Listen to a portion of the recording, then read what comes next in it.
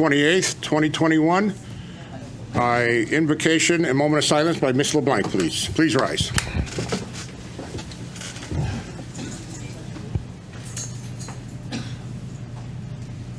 The words I'm about to say tonight mean a lot to me in our divided nation and our divided community.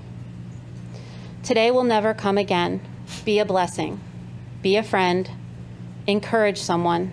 Take time to care. Let your words heal and not wound. In every community, there is work to be done. In every nation, there are wounds to heal. In every heart, there is the power to do it. M. Williamson. Amen. Amen. I pledge allegiance to the flag of the United States of America and to the republic for which it stands, one nation, under God, indivisible, with liberty and justice for all. God bless America. And with that, we'll pass the collection basket around later. I didn't pray. She did that for me to make me feel better. Thank you, Tina. Number 4, fire evacuation notice. We have 2 exits out of the chamber, one to the rear of the chamber out to the parking lot, one to my left, your right, left down the rear stairs to the rear parking lot. Can we have a roll call, please? Mrs. LeBlanc? Here. Mrs. Pickett? Here. Mr. Ryder? Here. Mrs. Thurston? Here. Mr. Ungeyer? Here. Mrs. Acree? Here. Mrs. Cushman? Here. Mr. LeBlanc? Here. Chairman Fruzel? Here. Nice to see all 9 members present. Thank you. Number 6, board guests. Mr. Drezek, I'll let you introduce. Thank you, Mr. Chairman. Tonight we have 3 special guests, and he's probably going to steal a little bit of the thunder because part of the reason we had a special guest last week at Enfield High School was because of the work that Mr. Daig has done over the last several years, including hiring and cutting loose Chef O. So at this point, I turn it over to the gentleman you've often heard me refer as MacGyver, is Mr. Daig, who's our district STEAM coordinator, and he can introduce Chef O and our other very special guest, talk about the wonderful work we're doing in our culinary program. Introduce yourselves for the record and proceed. Just speak into the microphone. Good evening, I'm John Daig. I'm the K-12 STEAM Science and Tech Ed Coordinator. Good evening, I'm Joshua Grodowski. They call me Chef O, but I am the culinary arts teacher over at the high school. Good evening, my name is Eric Serrard. I am a junior student at EHS that is involved with the culinary program. Great. Thank you. As Mr. Drezek said, one of the areas where we've had great success at Enfield High is in our preparation for post-secondary career readiness. This includes a number of different indicators. It includes our AP and UConn ECE program. So we're currently offering 20 AP courses, and we have ECE credit, early college experience credit with UConn, in a variety of courses from chemistry to child development. We also have a great number of partnerships with Isnunta Community College. We have Stick Community College for our dual enrollment programs. So we have programs such as our College Career Pathways, our CCP courses, College Connections, where we send kids over to the college during the day, and articulation agreements with a number of universities. We also have some workplace experience programs through our School to Career. But one of the programs we'd like to highlight today is some of the pathways we have in our career and technical education subjects. Just to kind of give you a sense of how much we've grown, in 2015-16, about 49% of our students were meeting this indicator in our Next Generation Accountability Index. That was getting 2 credits or more in a CTE area, or taking an AP course, or taking a dual enrollment program. By 17-18, we were up to 64%. And at that time, we're recognized by the state of Connecticut for a significant amount of growth within that period of time. And we've continued since then. In the 1920 school year, we were all the way up to 87.9% of students meeting this expectation in the Next Generation Accountability Index. This is due to a couple different reasons. It's been board and community support for these programs, especially around adopting the schedule at Enfield High School, where we have 8 periods a day with no study halls. This provides a number of opportunities for students to be involved in programs like this. Our great community partners with this Nuntech Community College, with Springfield Technical Community College, University of New Haven, UConn. The support with the career counselors. We have 2 dedicated career counselors at the high school who are very involved in getting students into these programs. And lastly, something we'd really like to highlight tonight, it's really engaging pathways. The culinary program was relatively small when we had 2 separate high schools, and right now we have 331 students participating in culinary at Enfield High right now. So to tell you more about this, we have Chef O. And let me get his presentation.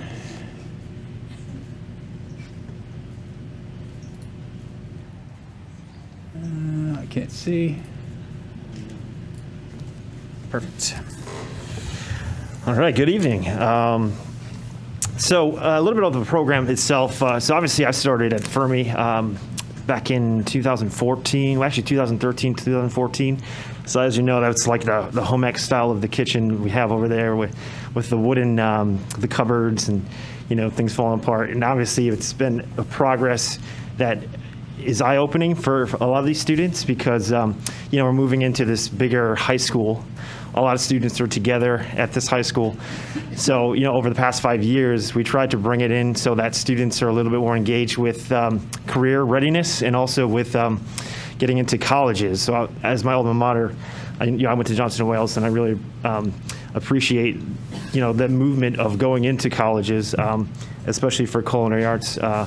So we really wanted to bring that into these students and give them awareness of that, as well as all of the, as you know, and especially in this community, we have a lot of food service operations, and we wanted to make sure that we had that bridge, from the high school into a career. So we really wanted to bring that to fruition. So we do have at the high school, we do have 2 sections, right? So we have a section where they learn those home ec style skills as well as moving into the commercial kitchen. So for us, we adopted a ProStart program, which is basically nationally recognized.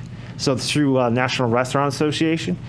So a lot of chefs work with the National Restaurant Association, as you know, it's like Guy Fieri, and a lot of chefs in the area as well work with the National Restaurant Association to come up with this program where students are engaged with the program as well as move them into skills that are not only hard skills, but also soft skills. So like the 21st century skills of team building, the 21st century skills of, effective communication or problem solving, right? So if I add too much baking soda to my, muffins, what happens, and so on and so forth. So that's pretty much where we started from, and the way we're moving it is pretty fast, and but also in the same sense, we're trying to get students those skills. So we're pretty happy about the way it's moving. We obviously want to get it to that point where, it's like a vocational school, but also a comprehensive high school. So, I mean, for me, growing up, I did go to a vocational school, and moving from a high school into another school was kind of difficult. So I think for you guys supporting this program is amazing, and what you've been doing for the past 5 years for the program is totally hands down the greatest thing ever. Just to have students in a high school where they're supported and they have a program like this. So I just wanted to put that out there, and thank you for your support, obviously, and hiring the greatest staff ever to support us. So just a little bit about the program itself, the growth and development. Obviously, students gain access to scholarships through this program as well. So I think it was like 4 or 5 years ago, we were in a competition. We won first place. We went to Texas.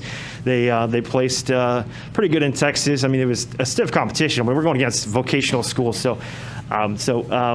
But a lot of students walk away with scholarships, and a student got close to like $30,000 in scholarship to go to the CIA, and he ended up taking it. So it was a great experience, and even students nowadays still get that same experience, and they get some of that scholarship. So I think it's great if you're going into, one of the higher schools like Johnson Wales or CA, but even if you go into like a local school, they can still get their, academics and then move into a 2+2 program where they're moving into higher education. So that's always great there too.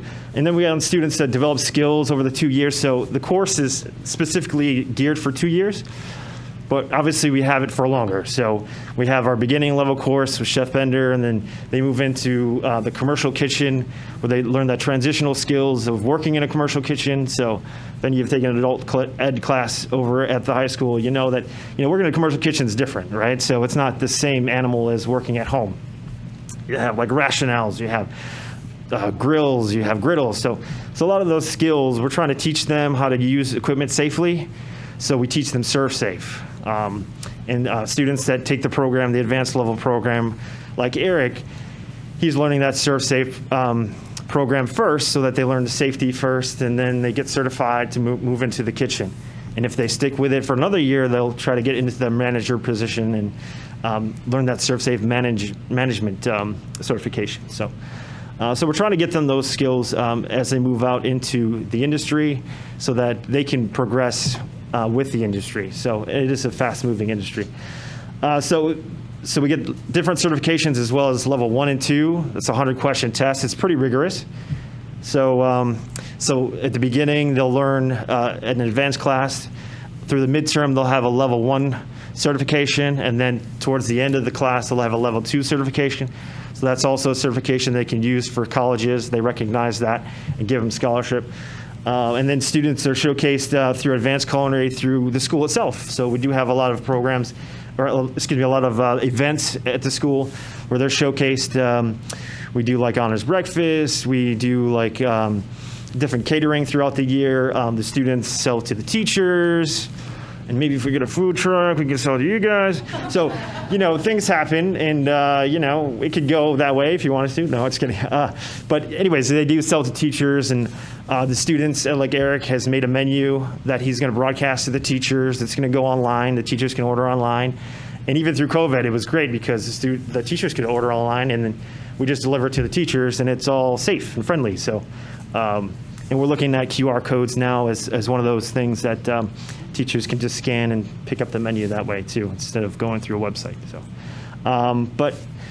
we're so we do a lot of caterings, like I said, through NEASC and the ETC, which is the Teen Coalition, which we try to support and do that as well. Loaves and Fishes, we obviously work with them through turkey making process. So we break down the turkeys.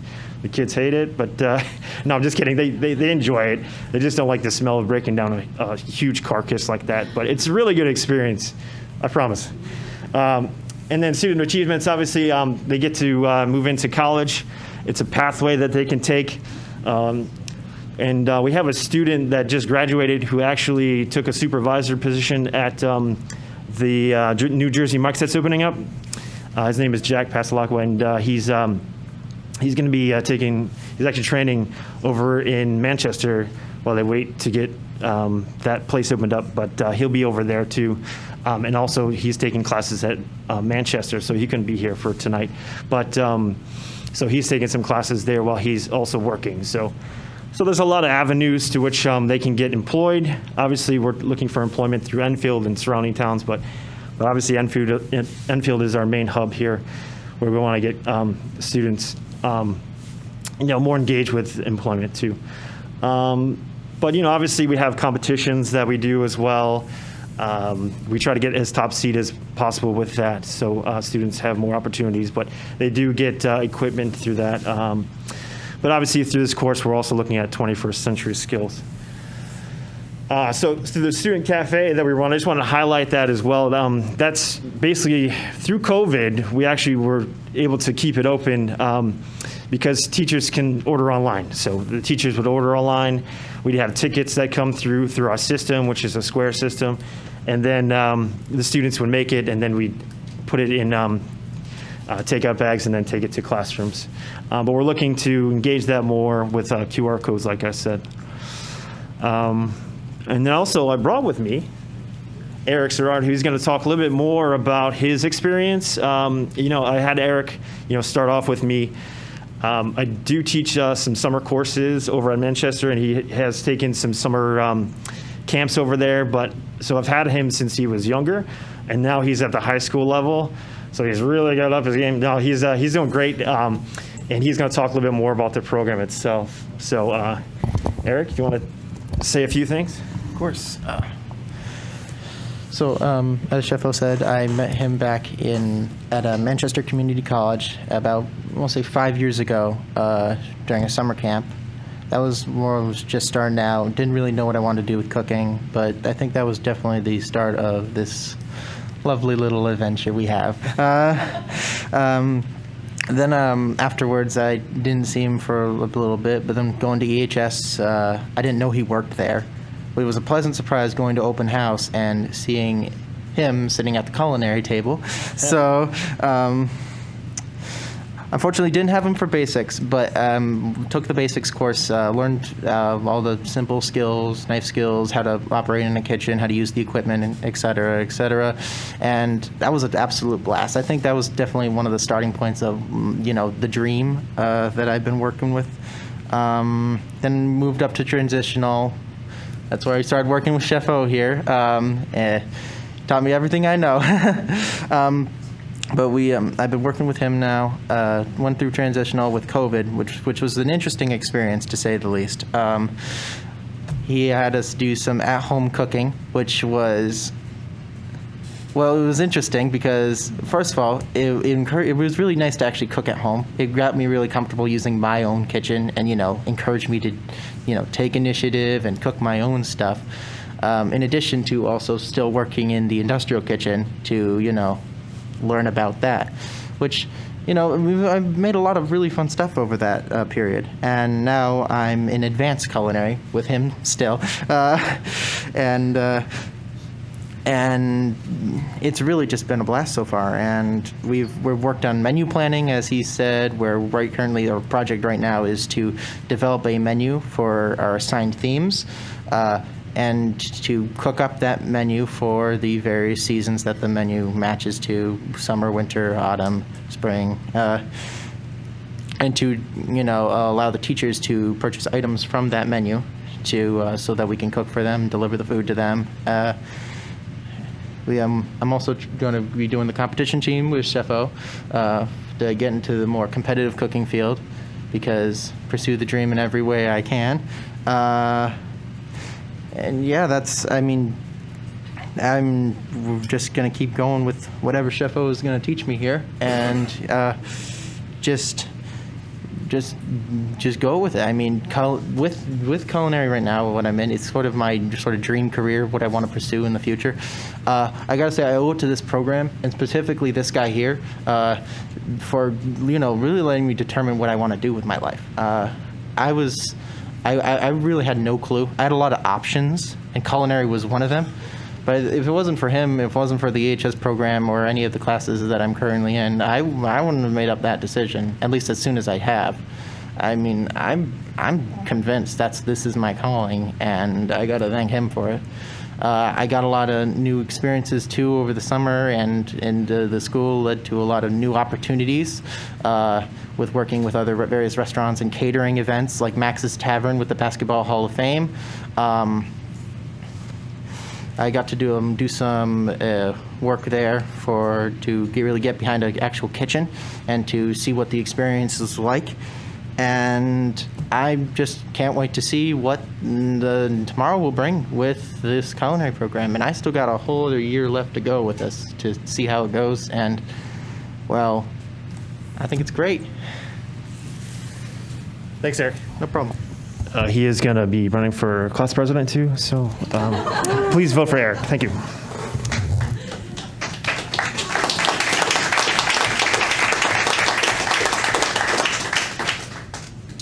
Were there any questions about the program? Ms. LeBlanc. I actually have a comment. I don't know if you remember, Mr. Daig, when we were talking about combining the high schools, there was meetings with the departments, and the departments would say, once the high schools combined, we want to offer this, and we can expand this, and we can expand that. And every department has delivered. And it's really nice to to see what's happening. Chef O, you're kind of becoming a legend at Enfield High. And I also am happy to say at some school events prior to what we're dealing with now, I was able to be where some of the students had catered the events. So that was a wonderful part of it. I think that what we're doing is, like you said, giving kids an opportunity to come in and try something new. And then for Eric here, he thought, you know what, I like this. And as a junior, to think you found your niche is amazing. So when you open your restaurant, please don't forget about us if that's what you're choosing to do. But, you know, thank you for always going the extra mile when it comes to enhancing the programs. And I feel like you'll be back in another few years with going even further with it. So thank you. Thank you, guys. Mr. LeBlanc. So, Chef O, I know you mentioned, a student that is in the process of working with Jersey Mike's and will be relocated to the Enfield one once it opens. What other, and I would say this because Enfield's such a big community with so many businesses, what other ties does the school have from the EHS perspective through our businesses in town? Is it more just along the lines of like employment opportunities, or is there programs that have been explored to kind of connect the school community to the business community in town? Our career office is mostly in charge of that, but typically we try to connect with a lot of businesses. So as soon as we get the information about hiring, the career office kind of pursues that with students.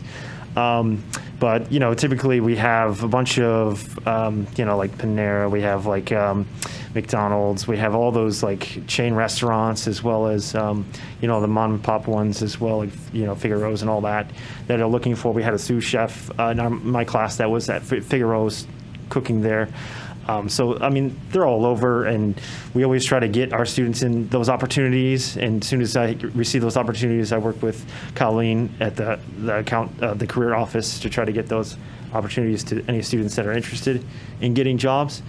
So I think having that career office is perfect because it gives them, the resume skills, the skills to write thank you letters, even for interviews, or getting them the right clothes, right, for an interview. So, so I think that having that as part of that end of it also helps. So we try to get students employed, redeemably so by any type of person that's looking for it. Like I said, we partnered with the National Restaurant Association, so there is posts all the time, and even now, so with COVID, that people are looking for help because they can't find it, because people are still on unemployment, or they're working through things. So so through that website, we do have tons of posts of businesses that are looking for help. So yeah, we're always looking for places for our students. So yeah.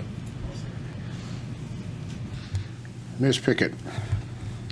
Mr. Drezek, you get an award for bringing some good guests to us. So thank you, all of you. Your comments just resonate so much. I heard things like integrating and aligning the next generation accountability standards. I heard a little bit maybe of some of the school counseling framework and that career and college readiness stuff that's happening. What I heard was a continuum of options for students, that, college is an option, vocation is an option, career is an option. And I think that's really important. So I applaud that. I also think you did such a nice job of demonstrating the importance of relationship. So thank you for doing that as well. And thank you, Chef O, for obviously the relationship that you're building with students. And I hope you continue to pursue that dream and remember us. I liked that.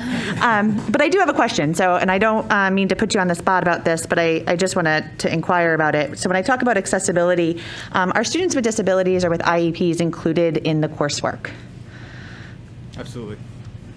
Yeah, I mean, for us too, in culinary especially, I think a lot of students flock to those classes because they feel like that's their, you're not stuck in, not to say that any other classes are bad, but they're not, so in a culinary class, they're more engaged, not no, that's a bad word too. They are more inclined to participate because they really enjoy cooking, and it's something that helps them to, give them a niche as well.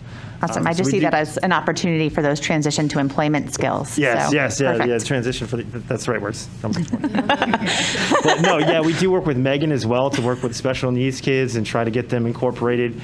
We do partner with them. We had them in our class before, so she brought them over and we helped. We had some general students work with the special ed students, and we had some cooking activities that we did with her too. So always trying to engage with Megan on that side, who is. I don't know if you know who that is, but she's basically the special ed side over there. So, yeah. Yeah.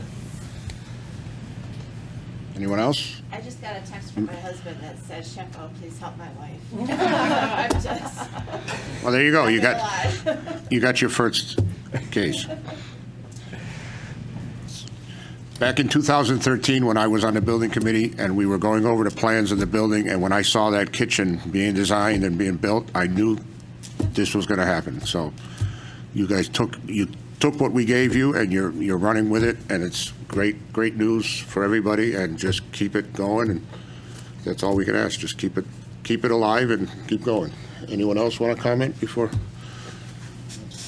Just say thank you. Thank you for coming. Very much support what you're doing, providing career opportunities and training for career opportunities in really a tremendous field that has a wide range of business opportunities, not only to, be employed to cook, but also to potentially own your own business and turn it into whatever you want. And it's something that I wholeheartedly support and am sensitive to. As one of my first jobs ever was up here at Abdal's Big Boy near Long Meadow as a breakfast cook, having to get up at 3 in the morning.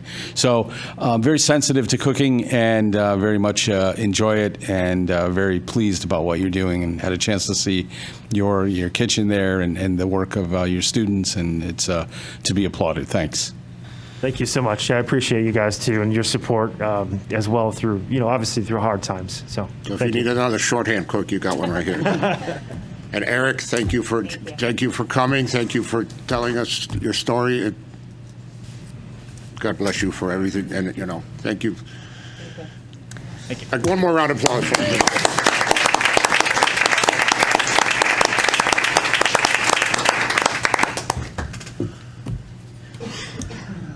And you are free to, you can stay or free to go, whichever you wish.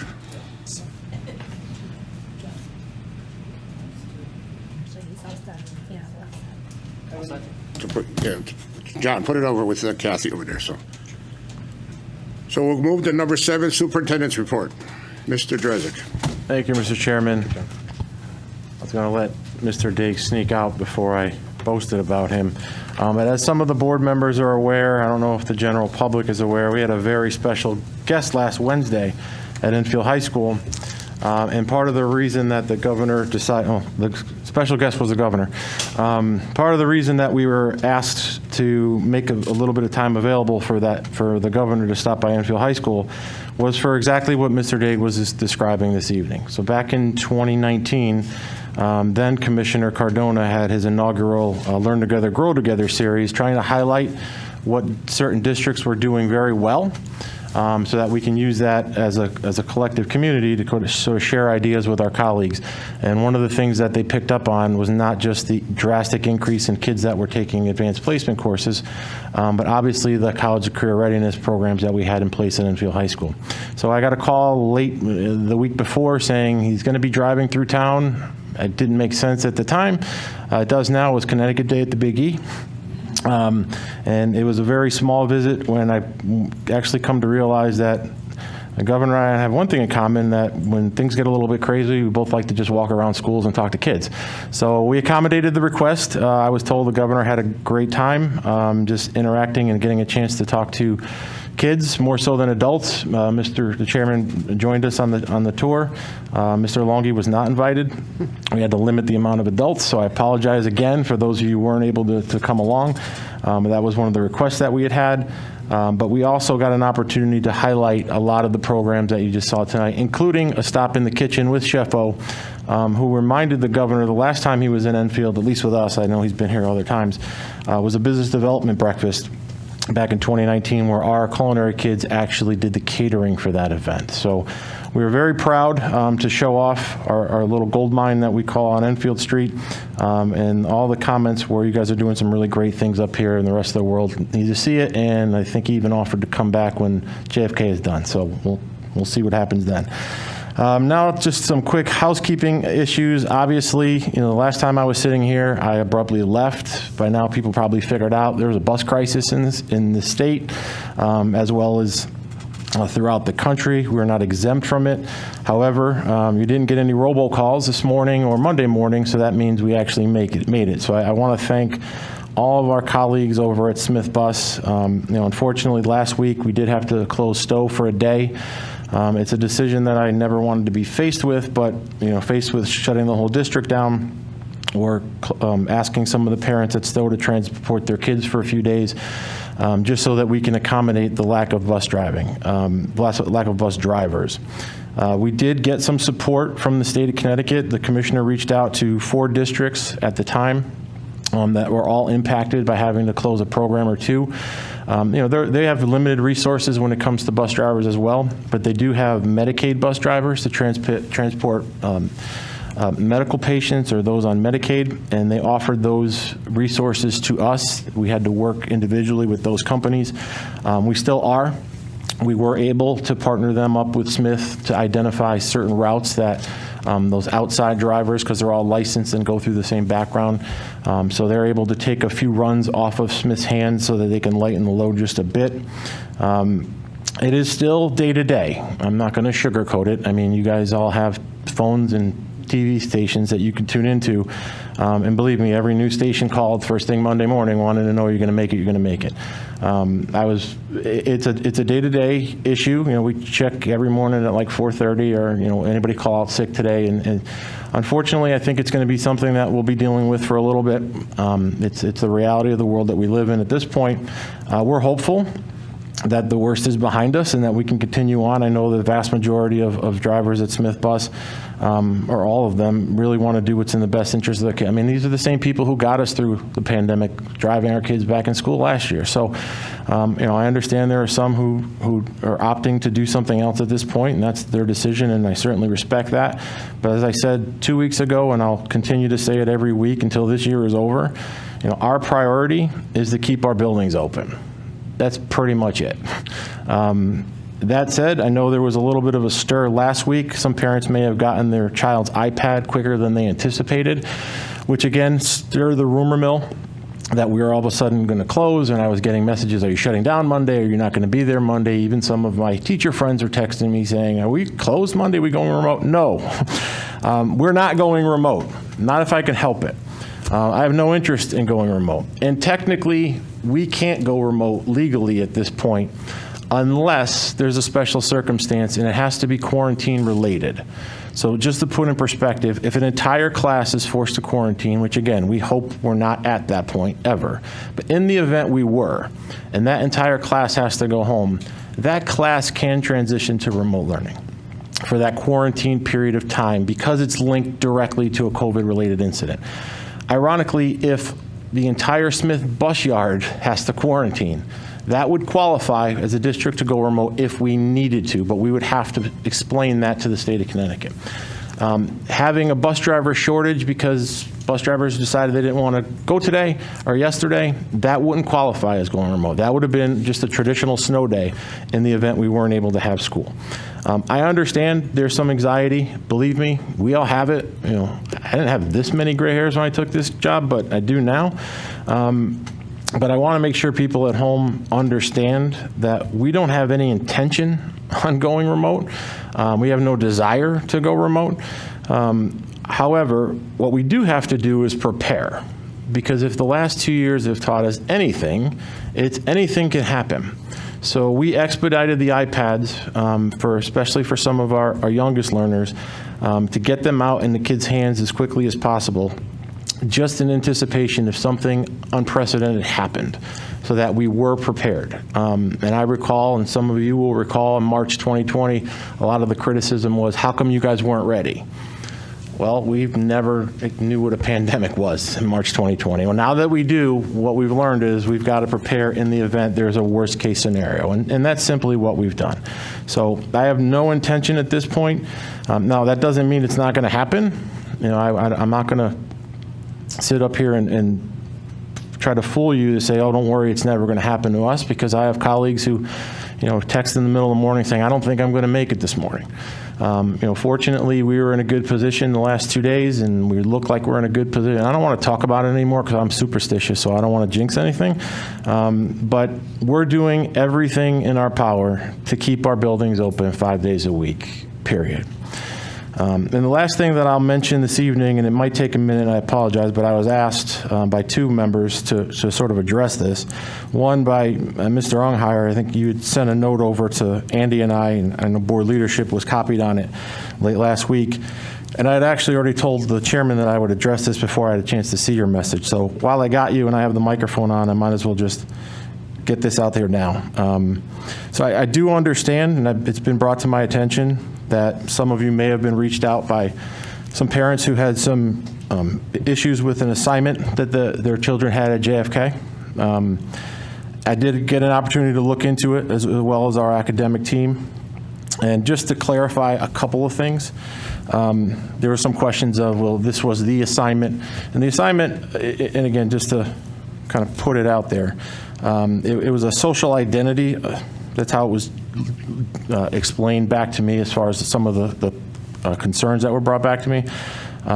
With regards to some of our middle school students, having a supplemental piece of material to help them along with an assignment. So there were some questions of, was there this particular assignment, or I'm sure those of you on social media have seen it, is this chart where kids can identify their social standing, or they can identify other personal characteristics of themselves. And the question is that age appropriate for that particular age group? And I am not certainly questioning any parent who may think that that might not be age appropriate for their child. I have two children of my own. I can't recall, because they're a little older, at what certain point in their adolescence we started having different conversations at home. So I am not at all trying to question a parent who's advocating for what they believe is best for their particular child. The question is, at what point is some of this material age appropriate, particularly questions regarding sexual identity. And again, I don't want this to come across as, being defensive about a particular piece of assignment that had gone out. I certainly understand if a parent brings a concern forth to you or to me or to our building principals about something that they're not comfortable with for their child, because you're your child's best advocate, and I'm not questioning that at all. But most of you probably have been copied on some of this stuff, and I thought it was important to share that, understanding the concerns that you're hearing, we also have to understand that there is another side to this argument. And although maybe all children aren't at a particular age where some of these conversations that they may be ready for or appreciate, and parents may not appreciate, but we do have children that are, particularly around issues when it comes to identity. And one of the concerns that we have, and this is real, is threading that line to make sure that at the end of the day, all of our kids are welcome at the table. And that's part of the conversation that we constantly have, as how do we implement the things to make sure that none of our children feel excluded in any way, shape, or form as possible. So although I know there are some, and I don't have all the particular details on some of the concerns that were brought forth, and I certainly could talk about that individually afterward, but I know that although it wasn't implied, that it can be at times, and I thought it was important to say this tonight, that even if someone were to take issue with something that was done in the classroom, I totally understand and respect that. However, people need to understand what the intent or the motive was. And if there's any inkling that any of our staff members ever did something intentionally to make a child feel uncomfortable. Well, that's just simply not true, and that's a responsibility of me to have to speak up to. That said, to try to address your concerns, Mr. Unghire, I know you shared that parents were, it wasn't really a question, and it wasn't directed at me, but you all been through enough board trainings to know that ultimately these questions have to be answered by me, so I'm gonna do my best to answer it. You know, two of the things that these parents had expressed to you was, you know, demanding that this be removed from the curriculum, and also to know how it found its way into the curriculum in the first place. And then you stated, on their behalf and that of our community, we need to be able to address these concerns with concrete answers and not delay our response. So I thought it was important to do some research and answer it tonight, because that's what you asked for. I can't answer the first question without addressing the second question, which is how it's found its way into our curriculum in the first place. And the short answer is, you guys put it there. And I'm not trying to be a wise guy, but the reality is, this started with you. Now, not the 9 of you, but you as an entity created this format for what we teach in our schools. And to understand that, you bear with me for a moment, if you will. I think it's important because you said something here that struck with me. On their behalf and that of our community, well, you guys understand how this system works, but the community may not understand as a whole how the system operates. So I thought it was important to just remind those who are watching at home and those maybe in the audience that are unaware with how things happen in a school district, to just put into context the process. So the process really, unfortunately for me, starts with me. And it starts with the professional agreement that I have with you as a Board of Education. And under my duties, it says the superintendent is the chief executive officer of the board. In harmony with the policies of the Board of Education and state law, superintendent has the executive authority over the school system and the responsibility for its supervision. So in a nutshell, I'm the CEO of the organization. I'm not trying to sound arrogant, it's just what it is. I also have to bring to your attention something else in my professional agreement, which is often referred to as the 5 deadly sins, which, how can you guys fire me and for what? Excuse me.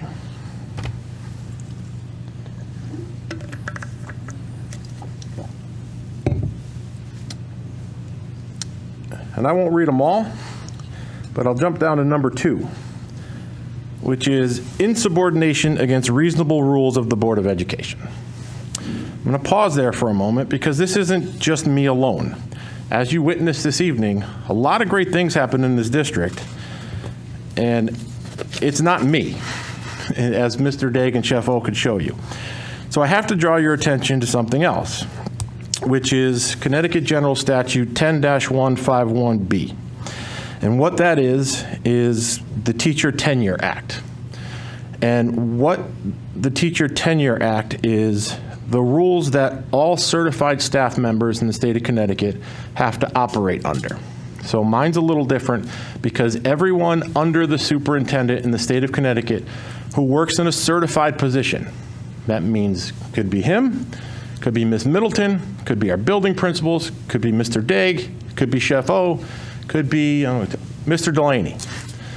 Everyone under me is considered a teacher, which means this applies to them. And if you read reasons for contract termination, to terminate a tenure or non-tenure teacher in the state of Connecticut, number 2 on their deadly sins is insubordination against the reasonable rules of the Board of Education. Sound familiar? They're identical. Now the difference is, because I am not considered a teacher, I have to have a contract directly with you. The rest of them are all governed under that. What does that have to do with anything? I'll get to that in 1 second. Bigger question is, what are the reasonable rules of the Enfield Board of Education? What does that mean? What that means is, those are your policies. And under your policies, you set the reasonable rules of the Enfield Board of Education. You all got phones. I'm not going to read this to you all night long, but I'll draw your attention. If you want to go to our website, under board policies, look for the series 0000, affectionately known as the 0,000 series. I didn't make that up either. But under your policies, I'll bring to your attention policy 0300. It states the Board of Education is the policy-making body for the Enfield Public Schools. Decisions of the board, such as adoption of the budget, the approval of curriculum, the adoption of education specifications for new schools, often have the force of policy. The district is administered by the superintendent and those to whom he/she delegates. Won't read the rest of it, but you get the idea. There's another policy of note, policy 0100. That's your mission statement. Your mission statement is your core beliefs and your mission and what your responsibilities are as the Enfield Board of Education. I'm not going to read all that either. It's out there if anybody's interested in seeing it. But what have we established thus far? One, you are the policy-making body for the Enfield Public Schools. Two, we have to take the policies that you create and administer them and enforce them with, this is important, the knowledge that if we knowingly and willfully are insubordinate of that, we all risk our contracts being terminated. Now, it's not as easy as private industry where someone can just fire you. There is a process. Relax, Bill. But you get the point. So this idea that we've come up with something is simply not true. But now I want to draw your attention to your policy 0523, which is entitled Equity and Diversity. I'm going to jump to the second paragraph. The concept of educational equity extends beyond formal equity, where all students are treated the same, to fostering a barrier-free environment where all students, regardless of their race, class, or other personal characteristics such as creed, color, religion, ancestry, national origin, age, economic status, gender, sexual orientation, including gender expression or identity, pregnancy status, marital status, physical appearance, or the presence of any sensory, mental, or physical disability, have the opportunity to benefit equally. It then says, in third paragraph, rather than perpetuating such disparities, the board believes the district must address and overcome this inequity and institutional racism, providing all students with the support and opportunity to succeed. I'm going to jump to the last paragraph. The board recognizes that these are all long-term goals that require significant work and resources to implement in all schools. All district employees are responsible for the success and achievement of all students. Superintendent is authorized to develop procedures to implement this policy, including an action plan with clear responsibility. Annually, the superintendent shall report to the board on the progress toward achieving the goals outlined in this policy. Those of you who were on the board at the time, I believe Ms. Acree and Ms. Pickett, you guys weren't here yet, can recall I did provide you with an annual update through my evaluation process. And my point is, this equity and diversity at times gets misconstrued simply as being about race. And per your own policy, it is well defined that it is not. And what our staff members are doing are trying to implement the board's policy, the will of the board, in a way to ensure that all of our kids have not just an opportunity to succeed, but an opportunity to have a welcoming environment regardless of any difference they may have. Now, here's the big question. Why all of a sudden are we talking about this? I'm sure you're aware, and if you're not, I'll remind you. This policy is not new. This policy was adopted in 2017. As a matter of fact, this policy was adopted by 2 separate boards of education, not just one. And the reason for that, and again, going back to behalf of the whole community who may not understand the process, when a policy is adopted, it originates in committee. The committee moves to move that policy to the Board of Education for a first reading. Once that first reading is on a board agenda, Board members have an opportunity to ask as many questions about the policy as you see fit. At that point, if a vote is taken to approve it as a first reading, the policy then has to sit for public comment for a period of time, which our practice has been 2 weeks because it's in between 2 board meetings.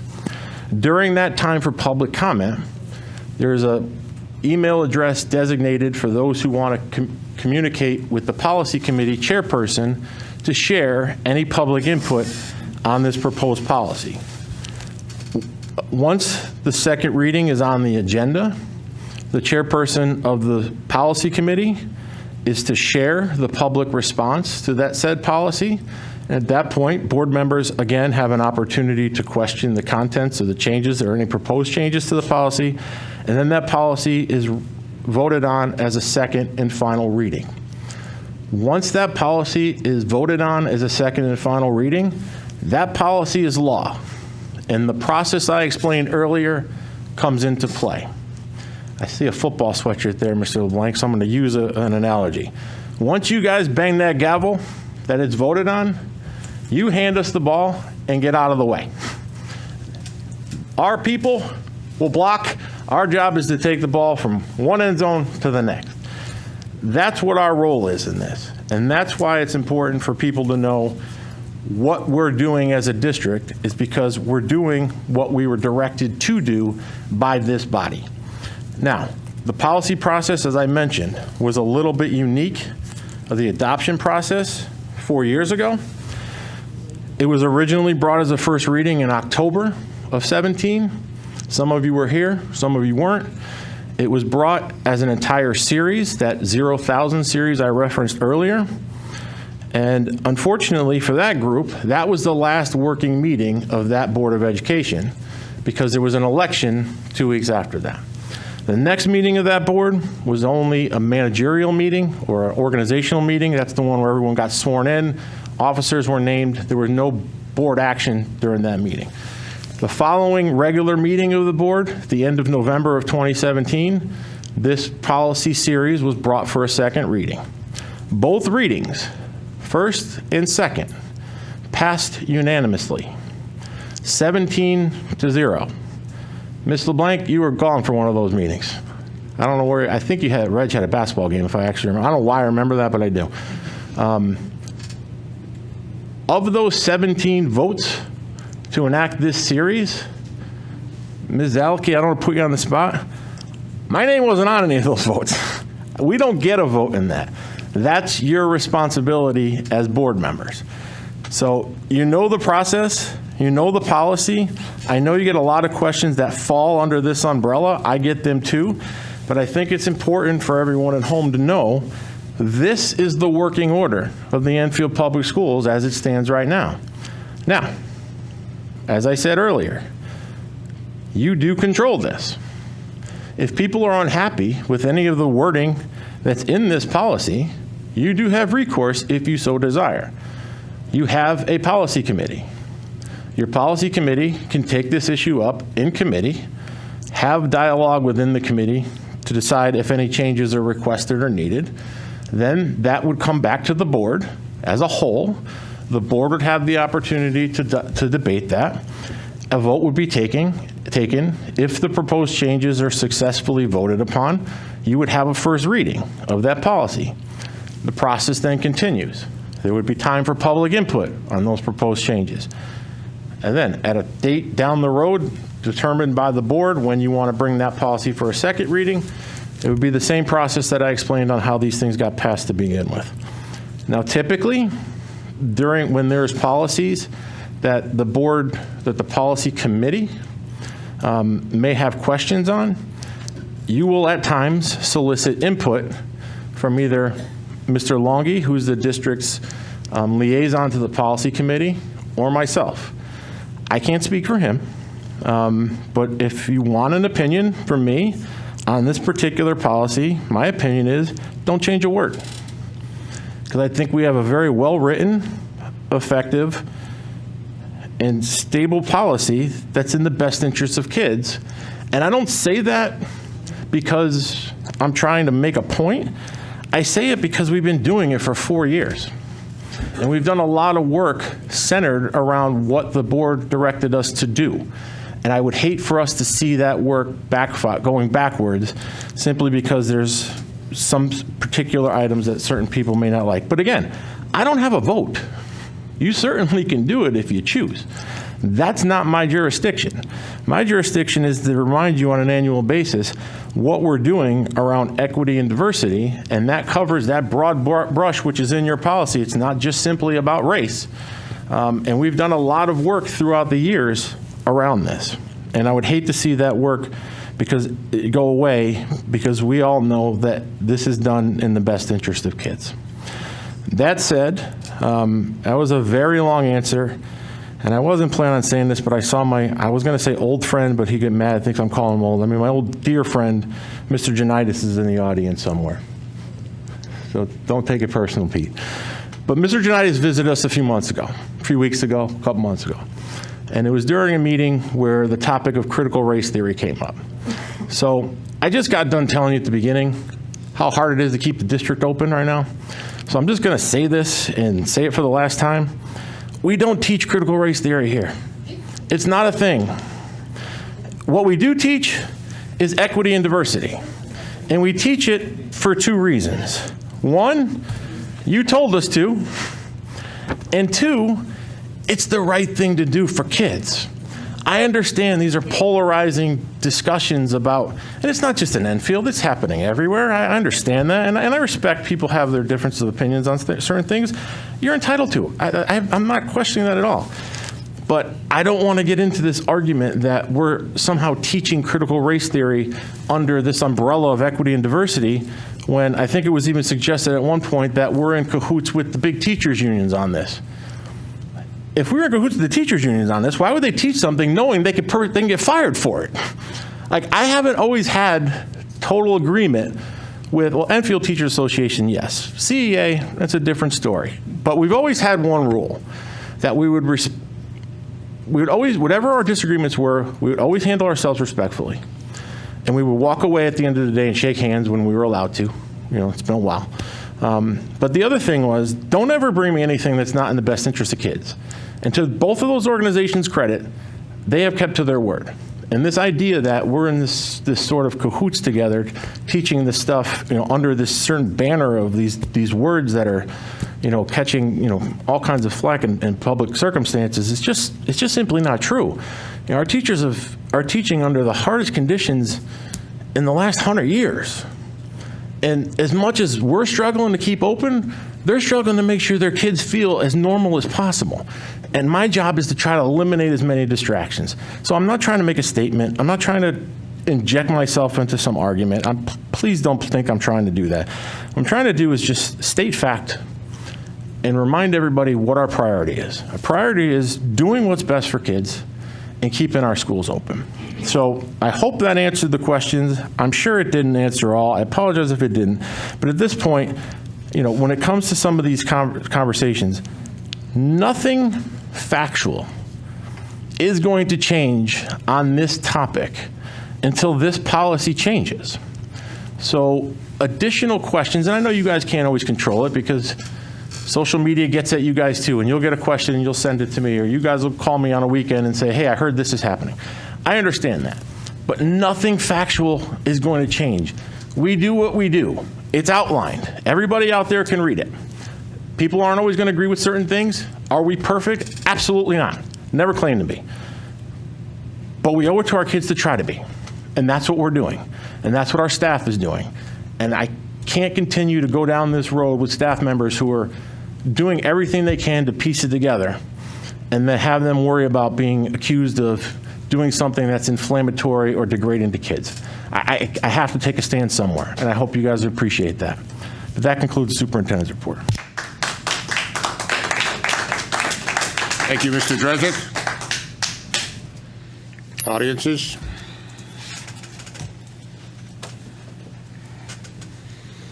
Thank you, sir.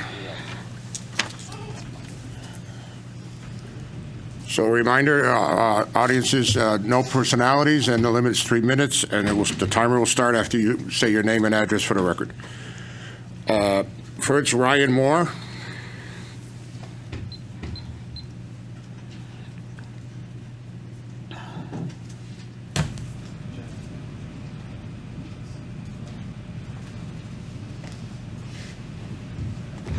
Ryan Moore, 10 Ryfield Drive. Good evening. Make sure the mic's on, please. It's good? Yeah? Good. All right. So at the August meeting, I saw the crystallization of the fracturing which has occurred in our society. Here we are in September, and surprise, the emergency has been continued. Surprise, your hands are still tied.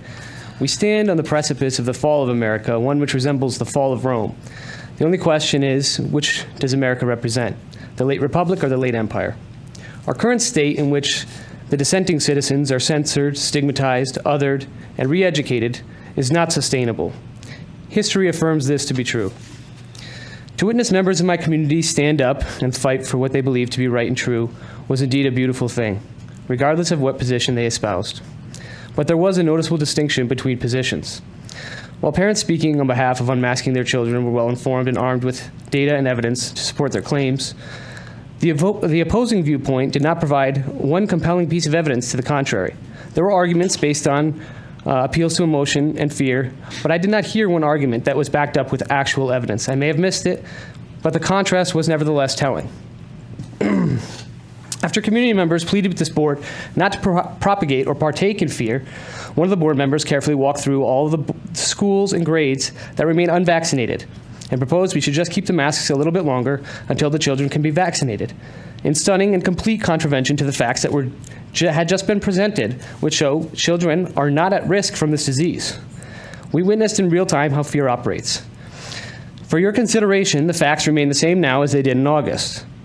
Masks still don't work, and children are still not at risk, despite whatever Delta fear-mongering you may have heard. Take the notion forwarded by one resident that all of us should just wear masks for the good of the community, and bolstered by using JFK's famous, "Ask not what your country can do for you." The implication is that wearing masks is virtuous, and opposing this virtue is selfish. There's just one problem with this notion: truth. Truth matters. Often people use the example of yelling fire in a crowded theater when citing the limitations of free speech. Actually, you can yell fire in a crowded theater, if there is in fact a fire. In fact, if the theater is on fire and you don't raise the alarm, would we not contend that this is a betrayal of our moral duty? Truth matters. It was Orwell who said, "In a time of universal deceit, telling the truth can be a revolutionary act." We undoubtedly live in a time of manufactured consent, which would make Edward Bernays red with envy. I appreciate that members of this board were willing to stand at the podium and publicly declare the truth. That is no small act, and in times like these, even the smallest acts of courage can swell the tide. Fear is contagious, but so is courage to those who have it in them. 2 Timothy 1:7 says, "The Lord has not given us a spirit of fear, but of power and love and self-discipline." I am asking this board again to display courage. Don't tell us what you can't do. Tell us what you can do. Don't tell us what sacrifices you can't make. Tell us what sacrifices you will make. Thank you.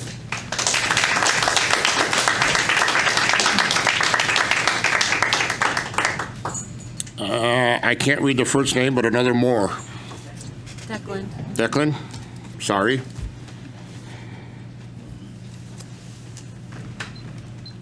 Name and address for the record, please. Declan Moore, 10 Ryfield Drive. I understand if you want to make your children wear the mask, but why force us to wear the mask? Thank you.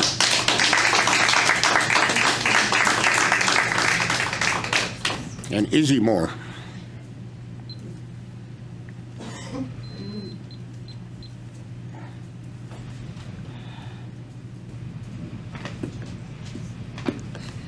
Isabella Moore, 10 Ryfield Drive.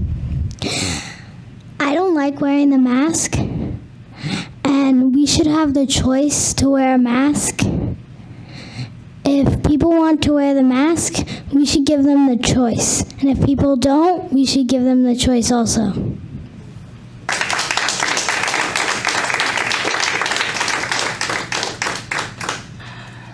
Nick Hopkins.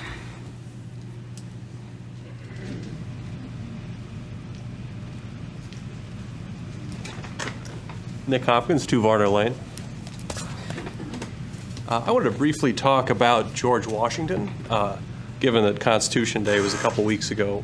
While he wasn't an author of the Constitution, he was what many think of as the chief executive of this, and he did an incredible job, not just as the first president, but also in executing the war against the British.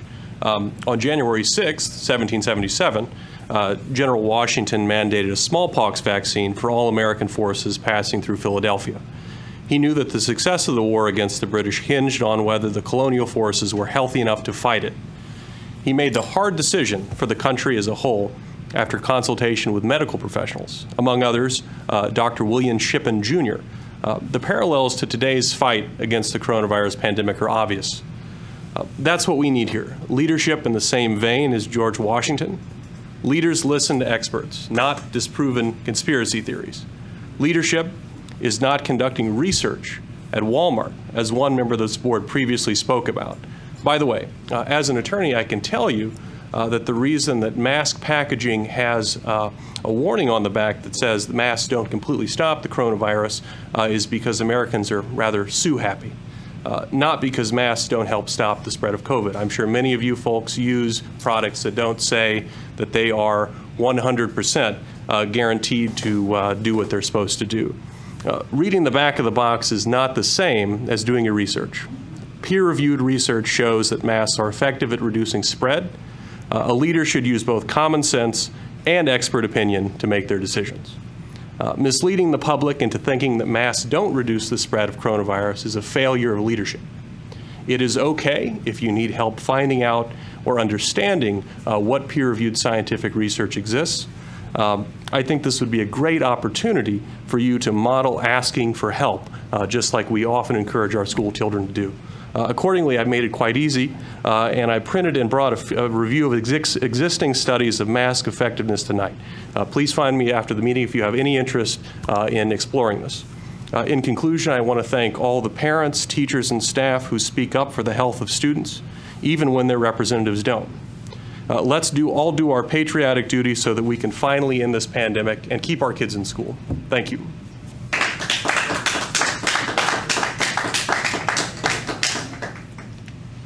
Thank you. Is it Evangeline Flaherty. Evangeline Flaherty? Sorry. I'm terrible with names.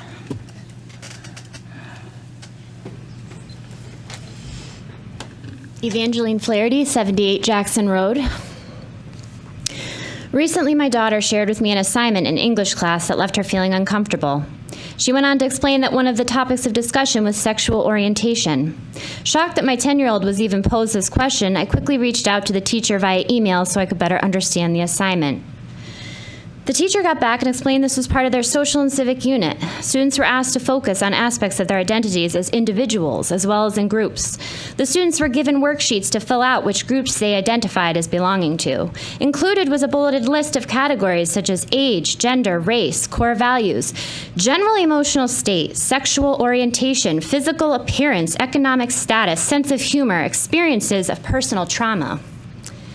A few days later, we were presented with another social identity assignment, this time in French class. The following questions were asked: identities you think about most, identities you think about least, your own identities you would like to learn more about, identities that have the strongest effect on how others perceive you, lastly, identities that have the greatest effect on how you perceive yourself. I don't see the benefit of this activity. I believe asking a 10-year-old questions like this will more likely result in the formation of a complex.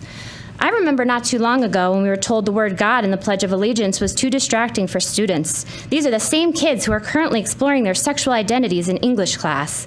Please explain to the parents of Enfield how that makes any sense. Please explain to me why my otherwise perfectly content daughter is now coming home concerned that there is something wrong with her for not knowing her sexual identity yet. The superintendent agrees this content may not be appropriate for the age. So tell me, who is the person deciding who gets these assignments versus who doesn't? Briefly, I'll touch on a book titled Ghost Boys. Students were shown a short teaser which can be found on YouTube. The video was short, but the message was clear. A young boy of color appears on the screen next to big bold letters spelling out "boy with toy gun." It then pans to the next screen where a white police officer is seen next to big bold letters spelling out "shot by police officer." We can all agree that racism and discrimination are wrong and have no place in the classroom, but neither does racially motivated propaganda. The Board of Ed stated CRT is not being taught in Enfield, yet these type of assignments seem to contradict that statement. We grew up respecting great people like Martin Luther King, who taught us not to judge anyone by the color of their skin, but by the content of their character. Yet today the schools demand students continually acknowledge their color as if it somehow defines us. Parents of Enfield have questions. Who here will be held financially and morally responsible for the students once they reach high school age and the effects of such curriculum start showing? Will there be supports in place for students experiencing self-shame due to being taught they're inherently racist because of the skin color? Are there counselors prepared for the outpouring of new questions and concerns that come with incorporating such largely personal subjects like sexuality into the classroom? These are valid questions many people have, and I hope the board is prepared to answer. Thank you for your time.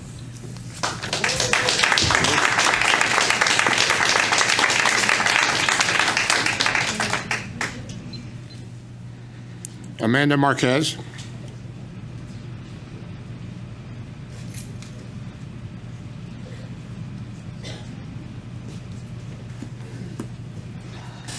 Amanda Marquez, 8 Hoover Lane. I believe we are in as great a crisis as a species as we have ever been in. The crisis is not from a seasonal virus, but it is from ourselves and what we have evolved into.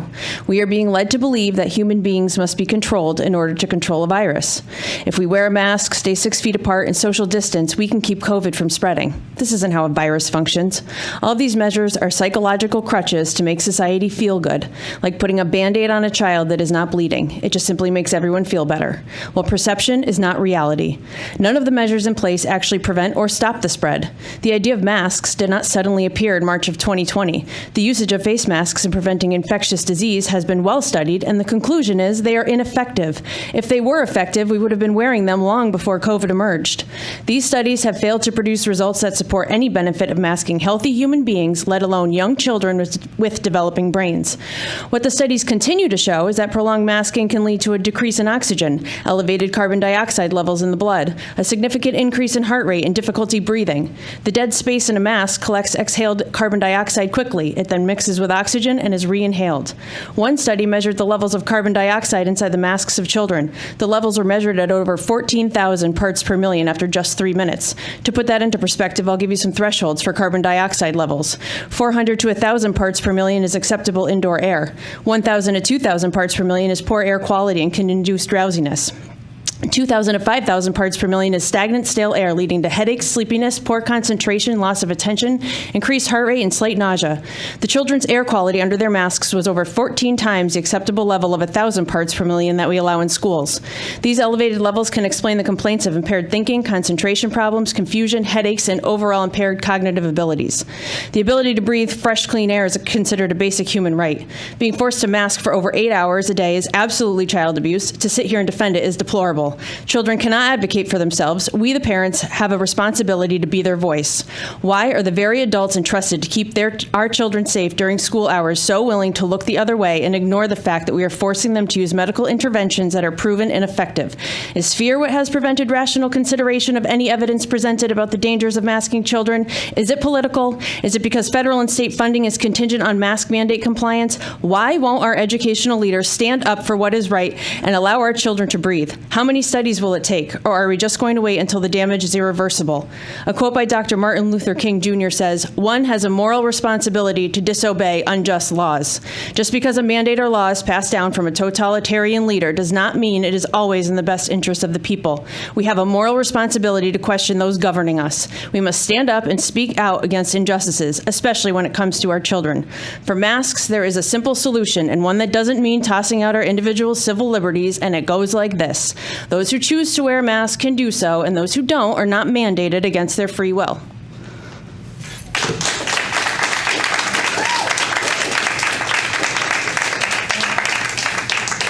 Kelly Jackson.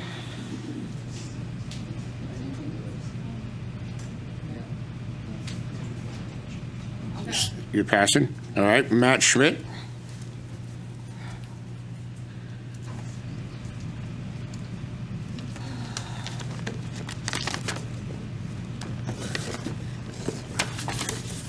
Matt Schmidt, 55 North Main Street. Good evening, Board of Education members. I'm here once again speaking out against the school mask mandates. Whenever I come here to speak before you, I try to put a lot of effort into what I say. I only have 3 minutes, so I try to make my comments concise and impactful. But I must realize that at the end of the day, no matter how eloquent or convincing my words may seem, if they don't have the desired effect, then it really doesn't matter. I could just come before you and bark like a dog for 3 minutes, and the mandates would carry on just as they do now. So when something doesn't work, I believe it only makes sense to go about things in a different way. So here's what I've been thinking.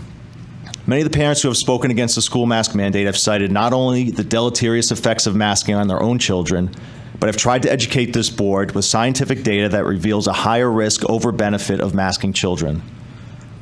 Well, what I would like to ask this board, and possibly the superintendent, to do in return is provide some data for us. I would like to have an idea of where we are as a district when it comes to the latest iteration of the pandemic in Enfield Public Schools. Things like, how many students have tested positive for COVID this school year? How many staff? How many of each have had to quarantine based on the state's formula? How many breakthrough cases? How many hospitalizations? How many deaths? How many students have had referrals based on mask usage? How many staff disciplined? How many mask breaks per day are children entitled to? Or are breaks based on hours at school? Are children who have long bus rides to and from school afforded more mask breaks? Are mask breaks based on state guidance, or is there some other rubric used? Though there seems to be a lot of data points I'm requesting, this list is not exhaustive and should be added to as necessary. I don't think it's asking too much for the district to share this data publicly, if not at every meeting, then at least on the Board of Education website, especially since the district is employing countermeasures such as masks on the entire school population. And I don't think there is any executive order yet barring this board from sharing such information. Providing data would at least show that this board is willing to engage with the community in this conversation of mask mandates. So I hope you consider and adopt the sharing of this information. It does not violate any law or mandate. It only seeks to inform and educate, which is apropos for a Board of Education. And it just might keep me from showing up here in 2 weeks barking like a dog.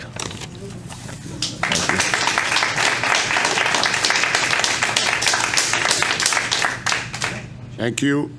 Peter Junitis.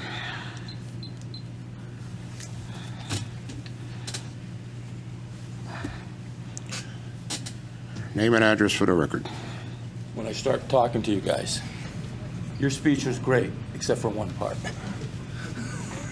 It's the best you've ever done. And also, before I address what I want to talk about, I want everybody to know that I spoke to you privately about extending the length of time that people get to talk, more like the town of council. And I obviously see nothing's been done.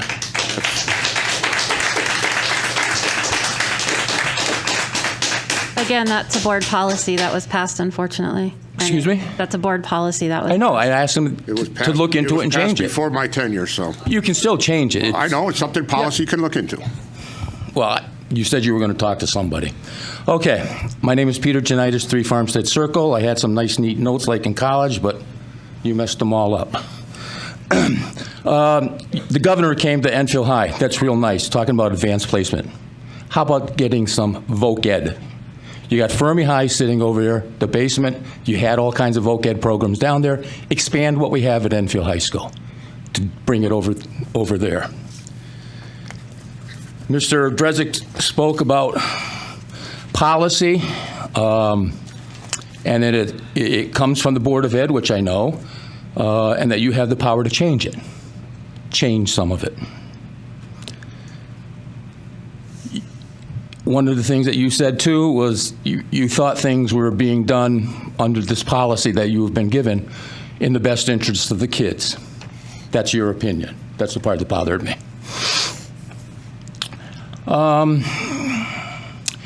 Equity and diversity. People saying that we have to teach equity because of systemic racism and stuff like that, and that some people are perceiving it to be racist. Others are saying it's not racist. I think it's creating racist feelings, to be honest with you, that didn't exist before. Public information. When I sat on the board, we had some big issues, and we let people talk about them, about the books and what was being taught in some of the books that were given as assigned readings. We had the cathedral issue, where people could graduate. We let people come in and talk to no end. The security guards, we let them talk about it. We got issues out here now that people want to talk about. Let them talk about it. Give them time. Our superintendent, once again, and some of these issues, particularly the gender ones, what is the appropriate age to talk to your kids? You don't know as a parent. At some point in time, you do. But when we're putting it into the schools, he was correct when he says some kids are ready for it, some kids aren't. Well, let that be done at home, not in the schools.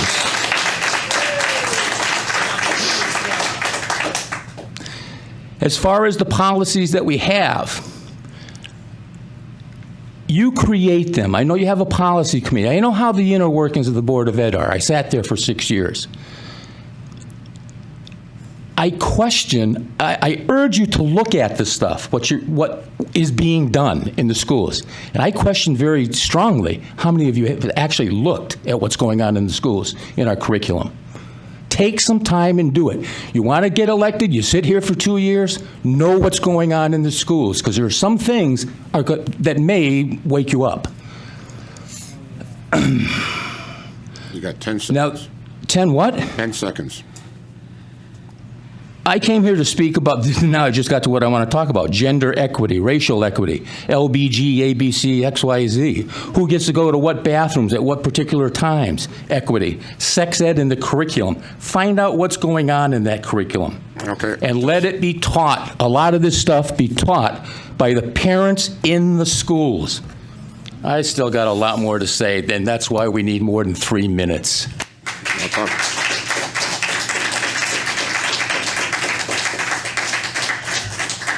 Anyone else want to speak? Anyone else? Please.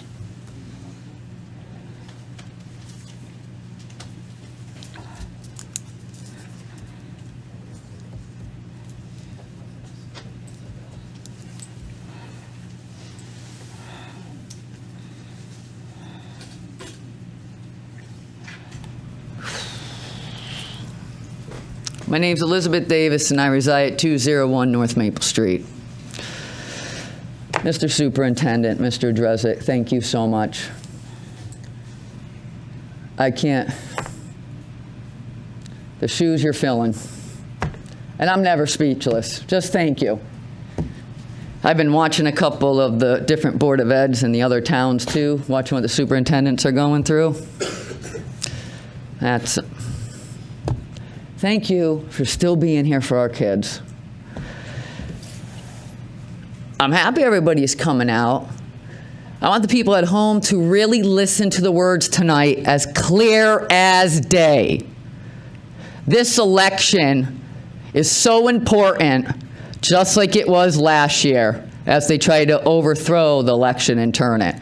You all need to come out and vote, because if you don't, you heard it loud and clear, they're going to change the curriculum so we can teach hate.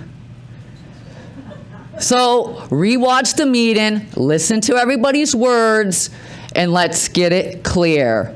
I also would like to announce there's a couple petitions, because a lot of times if you read the charter, it's petitions to get stuff done in town. One's for the town council, so I'll leave it up to that. The other one is for the Board of Ed, which will link to the town council, to separate church and state.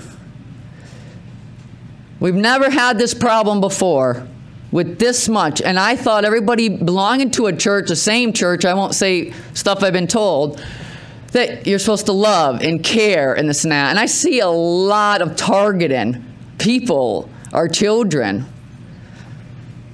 So we do have a petition. If anyone would like to sign it, please reach out, because we need to separate it. I got to bring up something to read.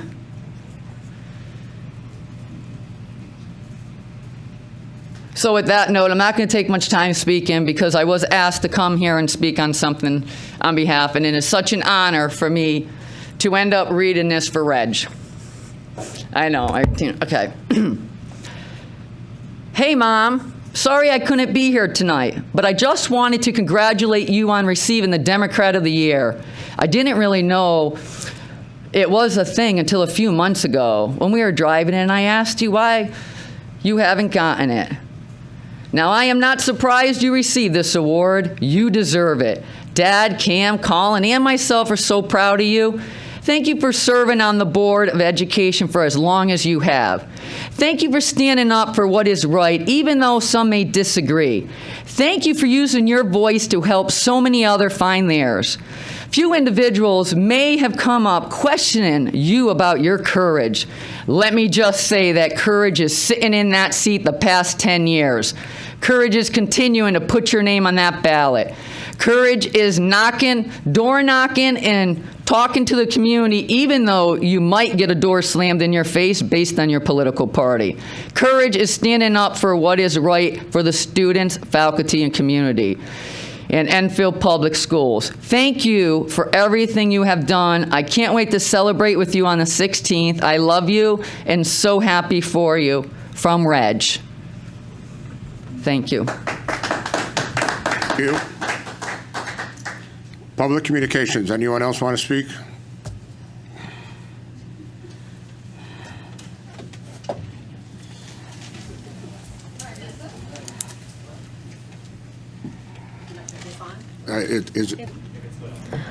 Sheila Monroe, 3 Stacy Lane. I really didn't plan on coming to speak. However, I do have one thing. With COVID, with the schools, with the money that you've gotten from COVID, I'm wondering if at this time that money is available, are we going to put air conditioning and filtration systems in every school? Now's the time, do it. I went to St. Joe's, sweated. Granted, it's a Catholic school. I was in uniform, dying. All through schools. I've been out 40 years. No air conditioning. Let's get it done. Thank you.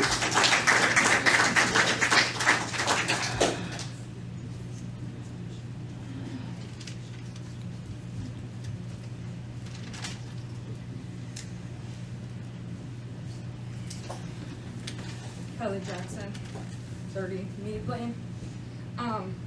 Is that light on? Now it is.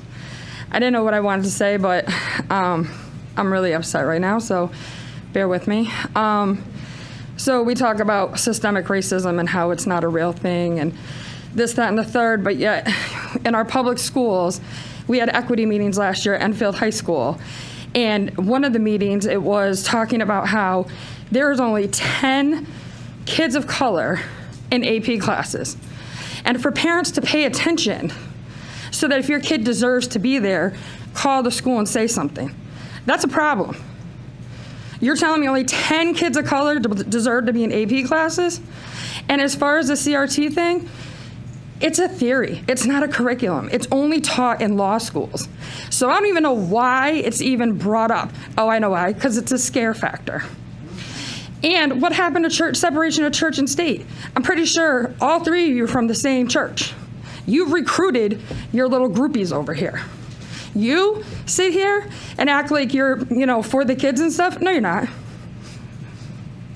You don't even you've lived in this town for how long? Please refrain from personalities. Anyways, at the end of the day, I really hope you don't get reelected.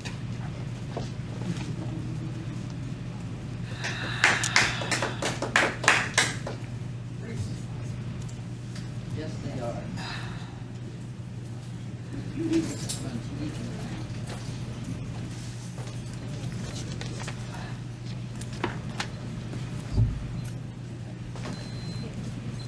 Good evening. Joshua Hamry, 52 New King Street.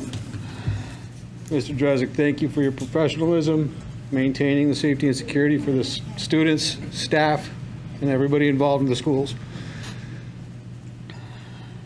I've been in front of this board not too long ago with the same message I'm here with tonight. And it's not for anybody I'm talking to right now. It's for the ones that are at home, the ones that are not sure of themselves, the ones that are questioning what they are feeling and what they are knowing and what they are becoming. No one here can tell them that. They have to do it on their own. They have to discover it on their own, and they have to be comfortable enough to be able to do that on their own, in their own time. My hope is that they have the support of the family and the encouragement needed to develop into who they are. I appreciate that this board does have a policy of inclusion and diversity that is not limited to just 2 topics or 2 character traits. I encourage the board to continue developing that to the fullest potential so that every student that walks through the doors of Enfield schools can become the best person that they are, bar none, no exceptions, so that they can pursue whatever vocation they choose, whether it's the culinary arts, whether it's something in the vocational trades, whether it's higher education. My hope is that they can do that without fear, without restriction, and knowing that they have the support of those that they love and not have to question whether or not it's okay to have a conversation about who they are when they're ready for it. Thank you.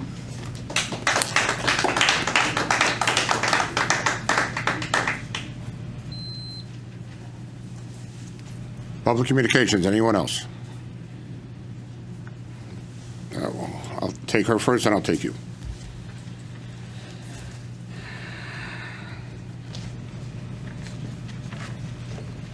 All right, Marcy Telesio, 23 Coolidge. Is the light on? Yep. Yep. All right. I want to say a couple of things, and I want to address the data that's requested by you guys. And I want everybody to understand that if you guys were to provide us data on this school year, which is September, or even last year, it's data that's, being collected on kids that are masked. So if the data is low, that is not a reason to come back and say, we don't have COVID in this town, because potentially that data is reflective of the safeguards that are in place. I also want to thank Chris as well, and he is what's in the best interest of this town, in this district. I think it would be foolish to let him go. He will thrive in any district as a superintendent. He has done more for these kids in the past couple of years than I know of any other superintendent doing. And trust me, I think you know that I watch Board of Ed meetings, and I'm very familiar with other towns and how they run. He doesn't need you, you need him. I also want to clarify the petition about church and state. Although it does not clearly say in the Constitution separation of church and state, there is an establishment clause that requires that one religion cannot be officially preferred over another, and that is what we hear at every single meeting. We hear about one particular church doing one particular church's work and providing that church's information. That is a violation of the Constitution, and we will ask that it stop. Thank you.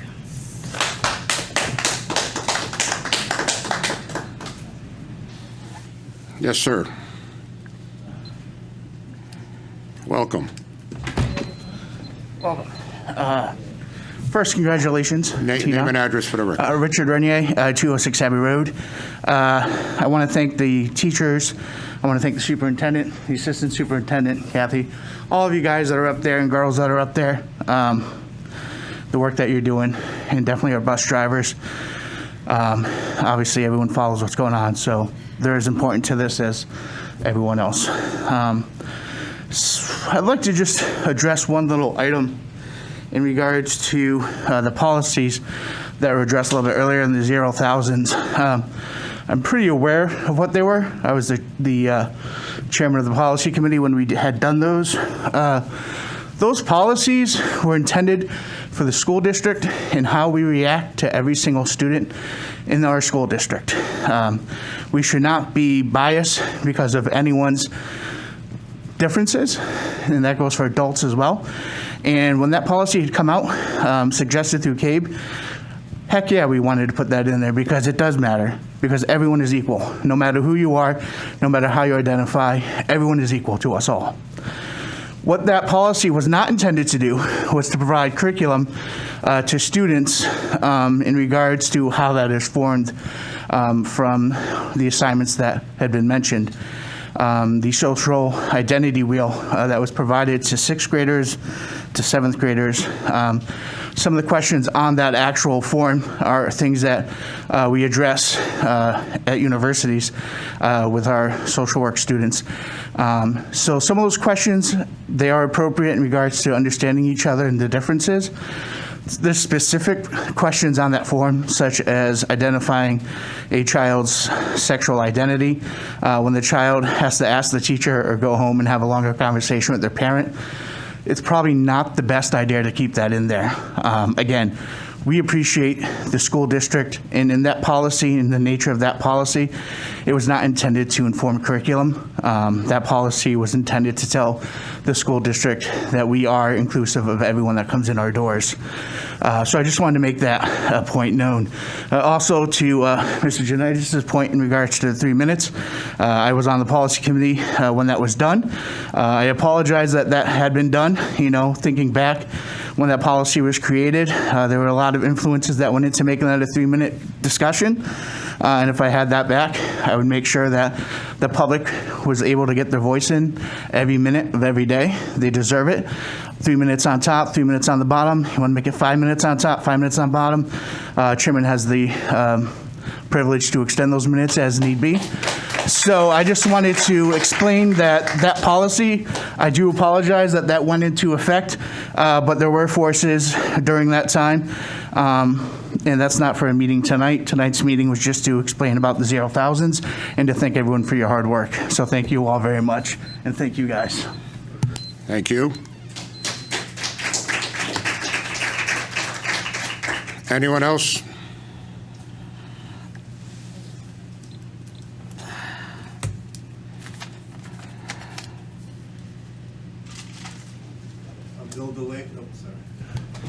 I'm Bill Delaney. I am a social studies teacher at JFK. I'm also the vice president of the Enfield Teachers Association. I listen a lot, and I was not going to speak tonight, but I feel compelled. First, I want to thank Chris. You've been a rock. You've been just somebody we can all kind of look up to during this crisis, throughout the whole thing. I want to really thank the bus drivers. Incredible that you have maintained transportation for our kids. You've kept this ship afloat, so thank you very much for that. Thank you all for your public service. I have to say that as a teacher, our first consideration is the comfort of your kids, of our students. That's our first consideration. We know this material that we're talking about tonight is controversial. We are given materials to teach. This is a mandate that we have to teach this material. Our goal with this is to make underrepresented people feel more comfortable in class. And not just that, to make everybody comfortable. Now, these are some uncomfortable subjects we're talking about. This is awkward conversation. I am not an expert in this. What I do my best. That's what I do. And I have to say that on some level, I feel a bit attacked at what we're trying to do.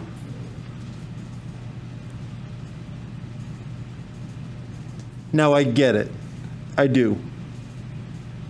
A lot of this material, I think, should be reinforced at home. And maybe people are too young for some of these topics. I think we have to take a strong look at this. But I'm telling you, we are trying to make your students feel more comfortable in our classrooms. We are not trying to harm your students. This is not nefarious. And to suggest it is insulting. Thank you. Thank you.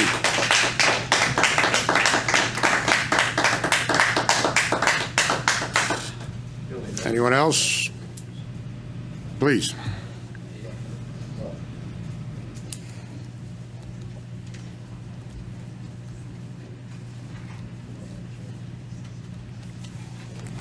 Name and address for the record. Joe Golis Jr., 31 Stardust Drive in Enfield, Connecticut. I'm going to be very brief because I have a lot of material. I was born in Enfield. I went away, I came back. So I've lived here and I've seen Enfield education in the 60s, the 70s, and then when I had my three sons in the 90s, 2000s, and 2010s. I also got a degree in chemistry and biology, and I taught science. And so I will say my science started when I was 19 years old in college, and it has been ongoing in 50 years. I hear people mentioning, listen to the science. As a scientist, I taught my students, scientists are skeptical. We question everything. Therefore, not allowing us or any individual to question is not education. I had 4 years of Latin. Unfortunately, only 1 year was relevant. And education is educo in Latin, which means to lead out of the individual. The individual already has constructs and concepts. It's up to the teacher to lead them out, not indoctrinate them. Scientists are skeptical for one reason. We have hope. If we question, we have hope. In 2013 and 2014, a lot of the politicians were going, science, what did they say? Oh, science is settled. I almost fell off my chair when I heard that. I taught the atom for 50 years. Science is never settled. There will always be questions, and we should question genetics because humans have been around a lot longer than genetics. And if we have cynicism, which is fear, we have hopelessness. That's why scientists are skeptical. And I do hope in Enfield that the biology, chemistry, physics, and earth science teachers are questioning everything. Because during my career in teaching, we've had health teachers where my students came and said, is that accurate? And I had to explain the science to them.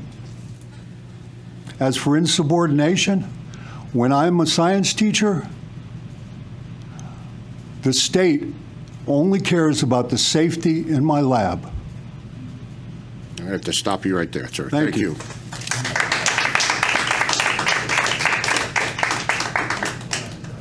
Anyone else? Anyone else? I declare public communications closed. So we move on to board member comments. Ms. LeBlanc, would you like to start? Or anyone else want to start?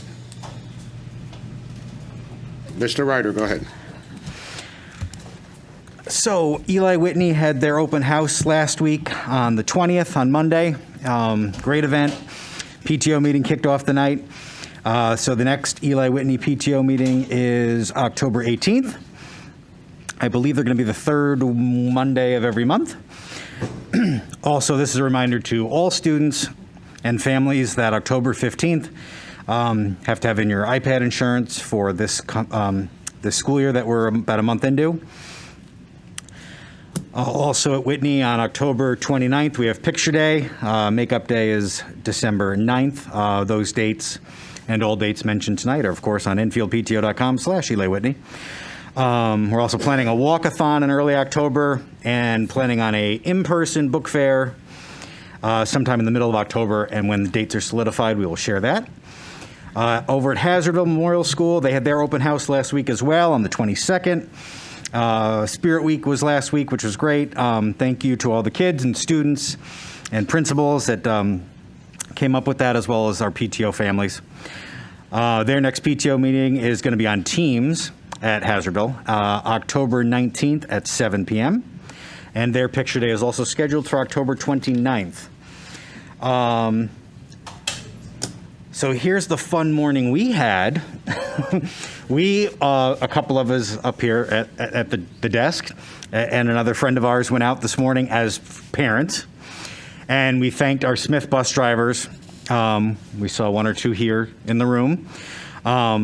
You have our heartfelt thanks and appreciation, as Mr. Delaney said, for keeping the ship afloat. And not only that, for what we're going through right now, but in general, taking care of our most precious cargo, which are our students as a district, but also our children. So it was a pleasure to be out there and to wave and be silly and to kind of surprise you guys this morning, but thank you to everybody. Reminder, tomorrow we have an early release day. Excuse me. Wreaths Across America, I'll talk about that more in October, but just so everybody knows, there's a link on everybody's PTO page, enfieldpto.com/HMS/Eli Whitney/Crandall, etc. So you can start pre-ordering the wreaths for December as of now. The links are up, and like I said, we'll talk about more of the celebrations that happen here in town and regarding that next month. And I think that was everything that I had. Thank you for everybody that came out tonight and spoke. It's not always easy, but we appreciate it, and enjoy your early release day tomorrow, kids, and we'll see you soon. Thank you, Mr. Ryder. Who else?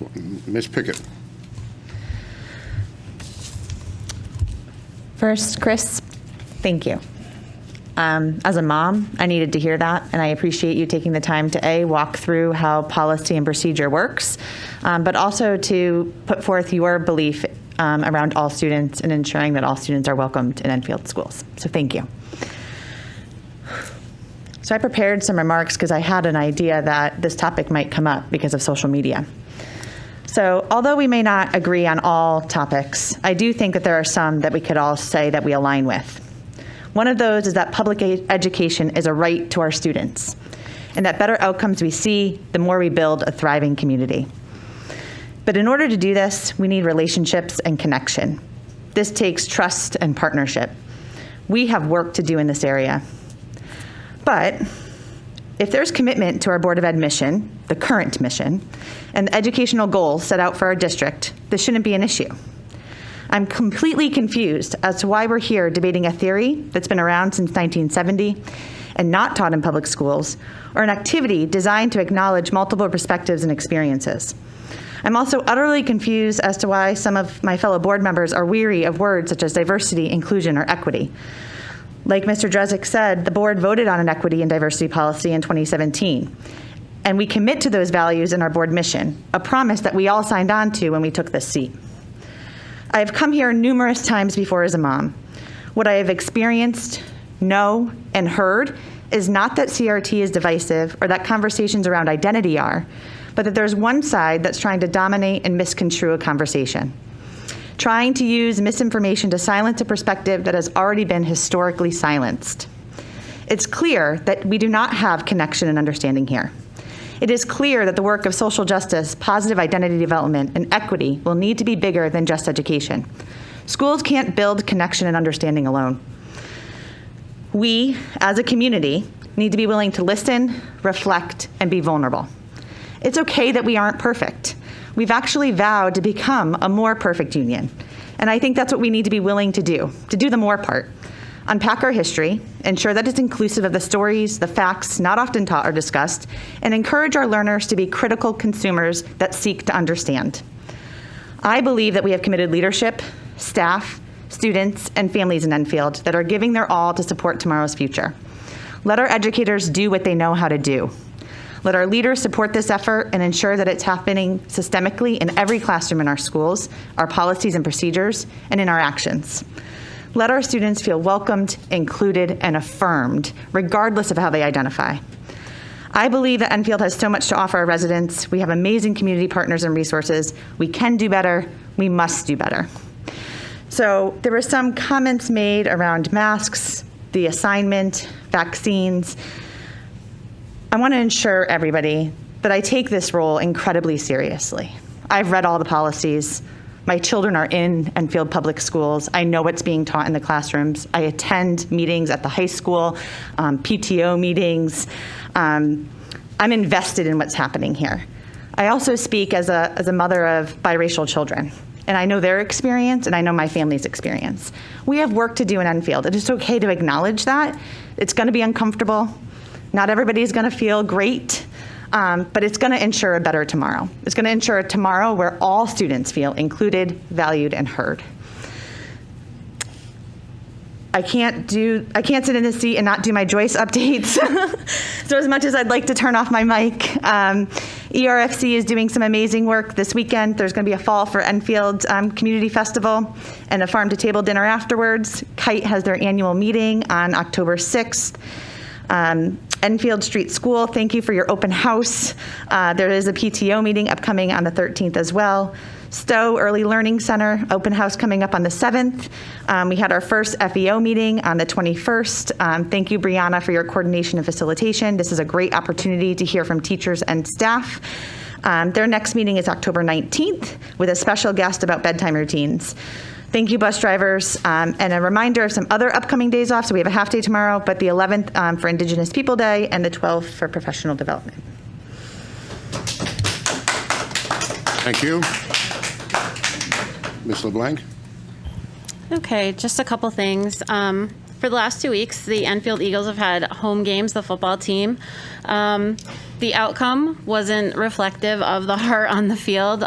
They're definitely in a tough conference, but Friday Night Lights is back with the band and the cheerleaders, and it's been nice to get out and see the students again, see the staff, see the players, and feel like we're kind of back pre-COVID. I'd like to take a minute to, at this point, I would like to thank Superintendent Drezek. I appreciate your honesty.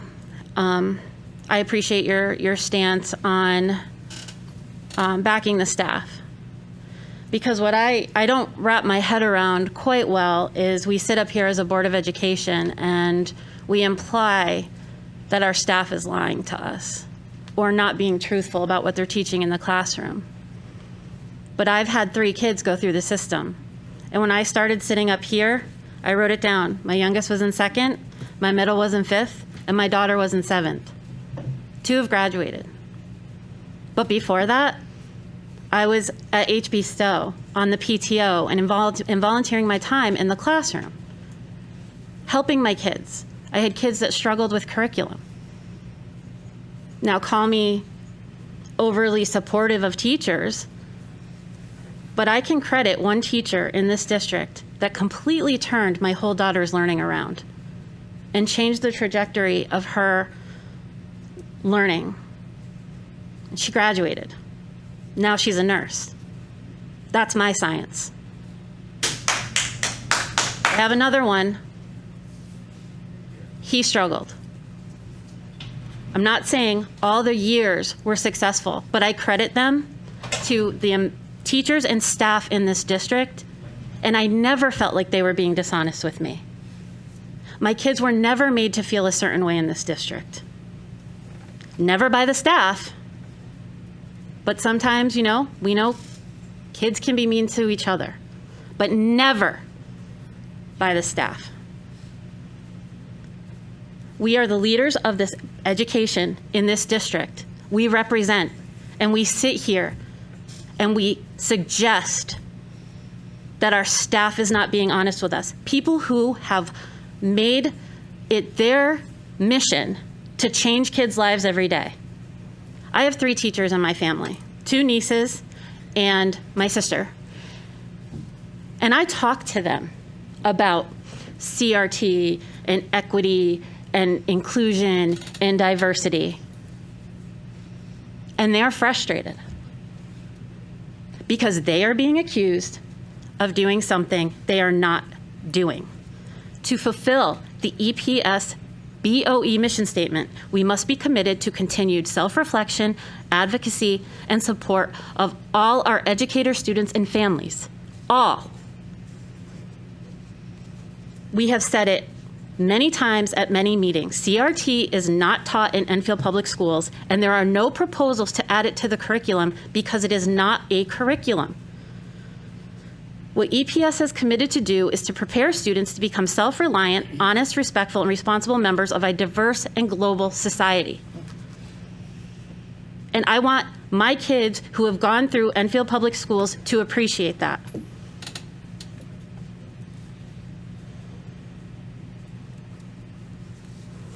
So if you ask if I've been in a classroom, I'm not a teacher. Once my kids got to high school, you don't volunteer in a classroom. But I'm well aware of what they learned. And I've prided myself for many years to be on the board and be a parent and try to represent the best that I can. I've also asked my pediatrician what he thought would be the best for my family as far as his stance on the vaccine and masks. So I'm following that science. I appreciate you all coming out. You are very passionate for what you're standing for. I've taken my stand on it. That's where, and you've asked where I got my stand on it. That's where I got my stand on it. But I am really frustrated of this false narrative that we are turning as a board. Again, Chris, thank you. Thank you. Ms. Thurston? No comments? Mr. LeBlanc? Good evening, everybody. Thanks all for coming out and speaking, especially Declan and Izzy. It takes a lot of courage, as young as you are, to come out and express your citizenship and your role in how each person in society has a role in government, whether you're up here or out there. So at a young age, that's a very important lesson, and you used it, you shared your opinion, and you spoke freely, which is what this society and this country is all about. So bravo to those 2 young individuals out in the crowd. Now, what they spoke about, you all who have followed the Board of Ed know where I stand on it.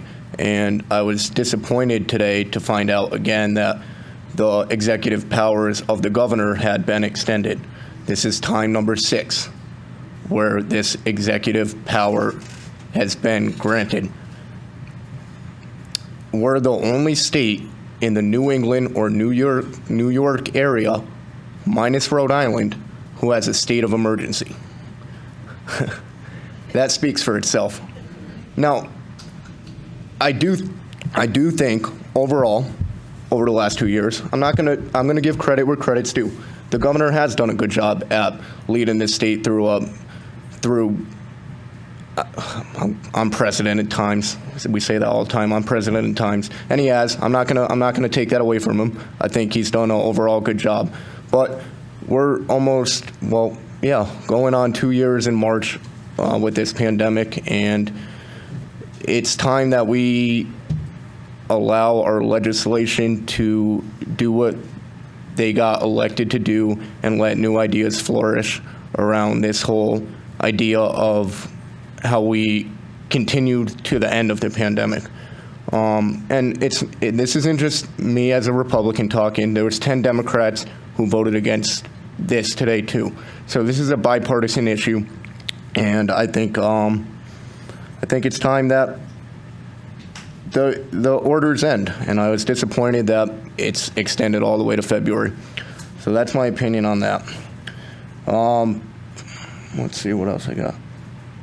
So to some other public comments that came up tonight from the audience. Ms. Flaherty, I want you to know I understand why you came up, and I saw the same sheet everybody else saw and the sheet you're expressing. Yes, was I uncomfortable with some of the wording on that document? Sure, yes, I was. What I will tell you, though, is our administration and our staff and our teachers, they do listen to feedback, especially parent feedback. And you would be, I guess, happy to know that they took your advice, they listened to what you had to say, and changes will be made in that department when it's taught next year. Okay? And to Kelly Jackson, who came in and spoke about 10 AP colored students, she would also be happy to hear that our curriculum department has also explored and recognized that that's an issue in Enfield Public Schools, and it's a top priority for them to address as well. So they listen to the feedback, they listen to the community, and they do what they can to adjust and adapt and make Enfield schools successful. Now back to the curriculum aspect for a second. I'm chairman of the curriculum subcommittee, so I work closely with Michelle Middleton, who's the chief academic officer, and we meet on a monthly basis to review curriculum. I will tell you, hands down, that CRT is not present in Enfield Public Schools. Michelle and her academic team, any assignment they put out, they base it on community development and community building. Letting students discover who they are and what they have in common. Michelle has spoken to me personally in these curriculum meetings about, she repeats herself probably 100 times about how she wants students to find what they have in common, about how we can build our school community. And bravo to her, because that's what we should be doing as a school community. So I again have full trust in our administration, from the top, starting with Superintendent Drezik, all the way down to Michelle Middleton, to the principals and to the staff and everybody below, that we're doing the right thing to teach our children to be respectful, involved citizens in communities within the school halls and outside the school halls. So that's where I stand on that. What else did I have on here? I wanted to give a shout out to Brianna, who gives Brianna Beckstrin from Kite, who gives tremendous updates on the Stowe FEO Facebook, and she had no updates for me tonight. She texted me shortly before the meeting, freaking out that she remembered there was a board meeting tonight. But again, I'll just give a reminder that PLA Parent Leadership Academy is still doing sign-ups all the way to December 1st, and I know Kite's heavily promoting that, and I would encourage those who are interested to go to enfieldkite.org and check that out. Now to something that I had before the meeting, a question to our superintendent that is totally unrelated to anything we talked about tonight, but I wanted to address this community conversation first.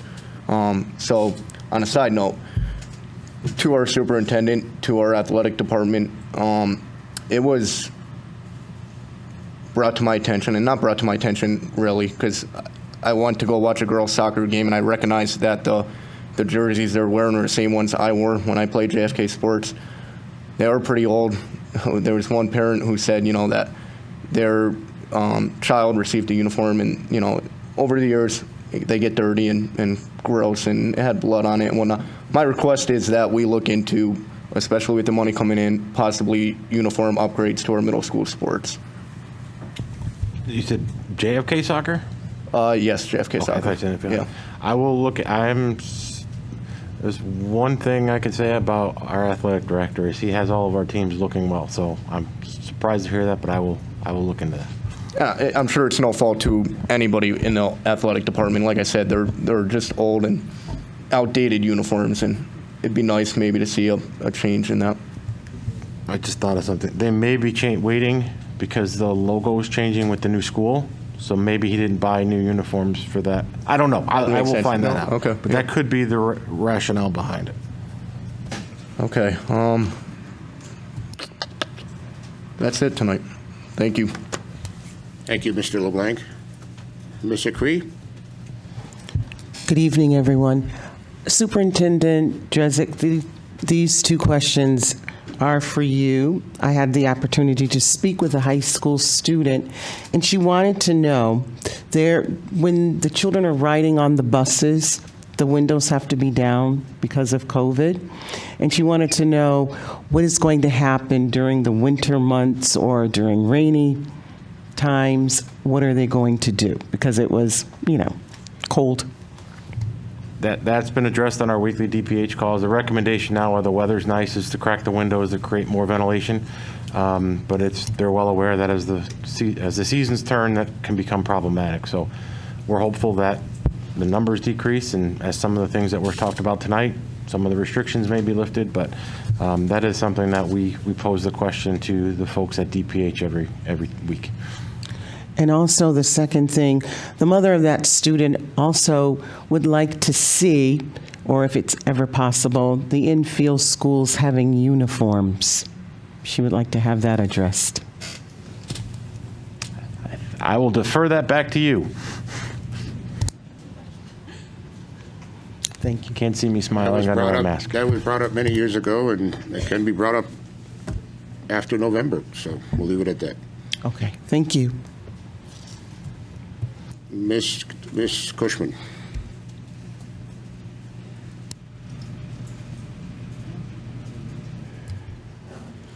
Well, certainly I think we all came to this meeting just with some expectations of what we might be talking about, just based on emails and things that may have been shared.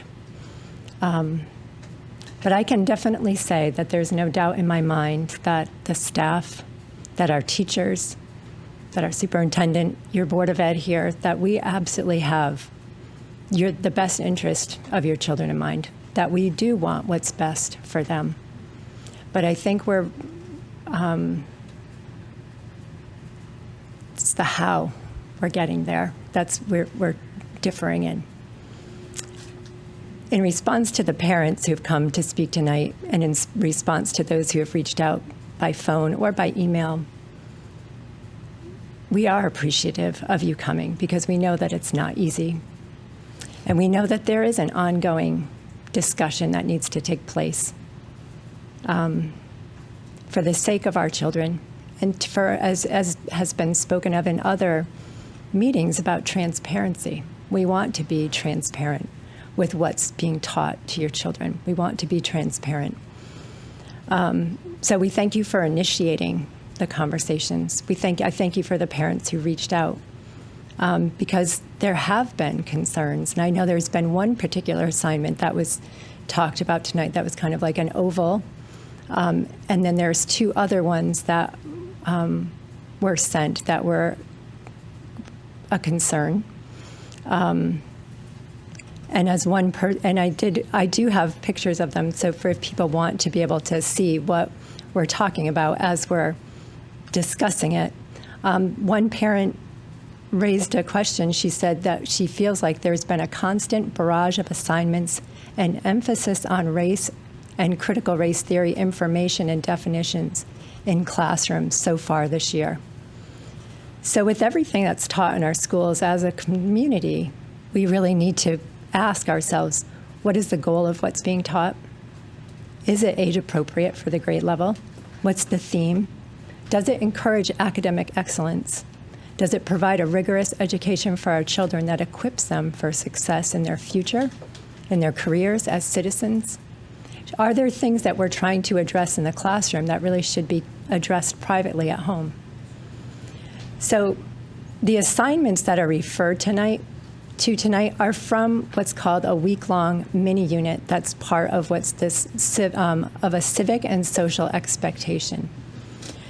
So I don't know, Alex, if you can put up the slides just of the English and the history one. So I have to admit, I was very stunned when I saw when these were first sent to me, because we had been having conversations about principles. I recognize critical race theory is not a curriculum. I understand that it's principles. And we've been doing a lot of reading, attending seminars, webinars, going places to listen to speakers, to read books from both sides, to be able to understand this so that we're coming and we're speaking intelligently about this. So when I saw that and recognizing that I trust you, I trust our teachers, so why are we seeing this? And thankfully, I have been assigned to the curriculum subcommittee, and we happened to have a meeting the next day. And so when I went to the meeting, because one of the questions that I was repeatedly getting was, how did this get into this classroom? And so that's what we wanted to know. And so when it came to this part of the meeting that it was items from the table, we had Megan Burr was there along with Michelle Middleton, and we had a wonderful conversation. It was an opportunity for me to ask questions and for them to be very forthcoming and just very transparent. And so what they described was, and I even went back to the meeting minutes from the curriculum meetings from last year, from the Board of Education meetings from last year, to have a better idea, a sense of what the dates were, what the conversation was. And so the mini unit of this social and civic expectation unit, this is a mini unit. What we're seeing the assignments for is just a 1-week mini unit. And so it was written in response to the pursuit of equity in our school district. In fact, from the curriculum meeting minutes of October 2020, it says, the work around the social and civics expectations also fits it with the work of Enfield High School's equity team and their goals. And I think we all can agree, these are the goals that Michelle and Megan were sharing. We can all agree that these are valid, valuable goals. Build unity and community in our schools and empathy between students. Create a school environment where every student feels valued, heard, and represented. Teach skills of civil discourse, which is active listening and learning how to respectfully disagree when in a conversation or in a classroom discussion. Like many of you, I was concerned and wondered. So when they talked about how it got there, so there was a Board of Education subcommittee curriculum meeting on October 15th of 2020. In that meeting, the board was informed that this mini unit had been written over the summer, and at the beginning of the 2020 school year, it had been taught in the classrooms of the teachers who were actually involved with the writing of it. It was a pilot program. Although there were other teachers that chose voluntarily to pilot those lessons in their class as well, though it wasn't required. The response from the teachers and students was overwhelmingly very positive. And so in response to that report about this lesson, about this mini unit, the board members asked if they could see a sample lesson from this, which in January of 2021, at that curriculum committee meeting, they actually brought a sample lesson and walked through the steps of it. So though the board members that were part of the subcurriculum committee, they gave their approval for the mini lesson, they did it based on a description of the goals of the program and the sample lesson. but they had not actually seen all of the lessons and the activities that were planned. Now, from what I understand from my conversation, when it's a mini lesson, it's not like a big curriculum. It's not something that needs board approval or a board vote or anything like that. But after seeing these assignments, I think we all can agree that we want transparency, having access for parents to the lessons, to the assignments, to the resources being used in our children's lessons is an important way for you as parents to be proactive rather than reactive. So had thought, how about changing our policy? That our current policy for these mini units doesn't require board approval or a board vote. But what if anything that's brought into our classrooms requires that? That would help to lend to that transparency that we're looking for. With my conversation with Michelle, I talked with Michelle actually at the curriculum meeting, but then I met with her again today with Jonathan just to have a better, I just still had some questions that I wanted to make sure that as I came before you, I was sharing as a well-informed person. So we did discuss ways that to keep parents better informed, as well as can the board review this mini unit in its entirety before it being taught again in our classrooms next year. Seeing the foundational principles of critical race theory in our student assignments was alarming. But there is no doubt in my mind that the staff and the teachers want what's best for our children. And thankfully, I think a lot of it comes when we see the words on the list, like microaggressions and like, white privilege and like the bias and implicit bias and explicit bias. For some of us that are seeing things, what's happening with schools around the country, it's alarming. And thankfully, it's not happening here. But is it a slippery slope? How did those schools get to the place where they are? Did it start with something that seemed compassionate, and yet they ended up in this place that's terribly divisive? And so I think we're looking at it like, what can we do so we can have these goals where our kids feel valued and accepted and represented at school, but we don't go down that road?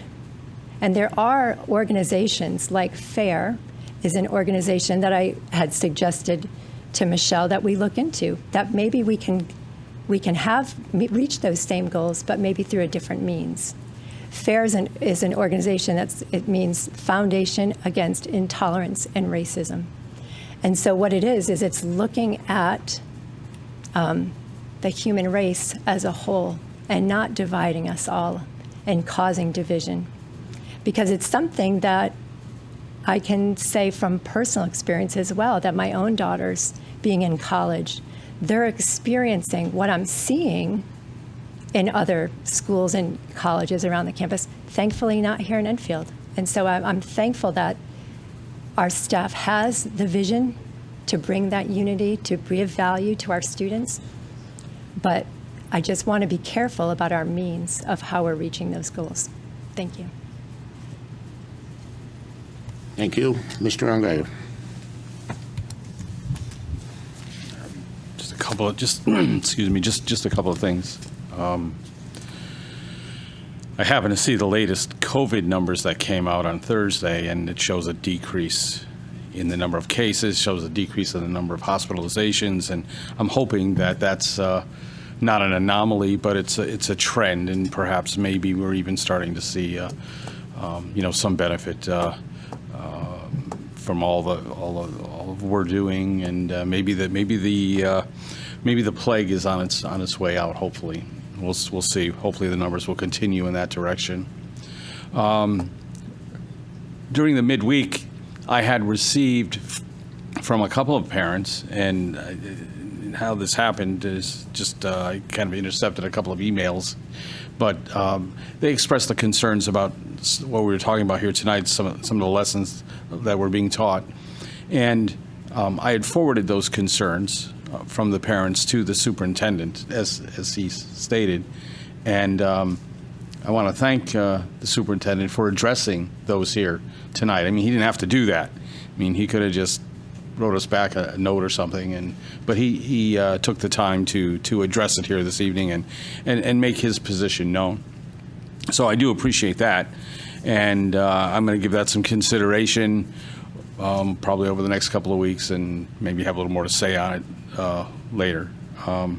I did hear something here, though, this evening that I found concerning, and it had to do with I'm thinking it's our two newest members of the of our board here. In our caucus, I'm talking about Janet and Jean, and someone mentioned something about separation of church and state, and I don't really understand that. Okay, so I can tell you that Janet and Jean are here not because they attend church.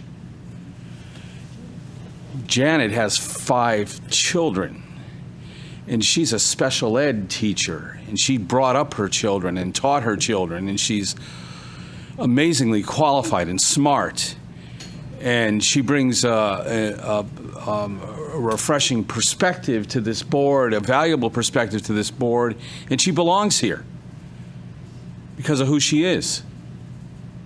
And Jean, well, obviously you can see that Jean's a woman of color.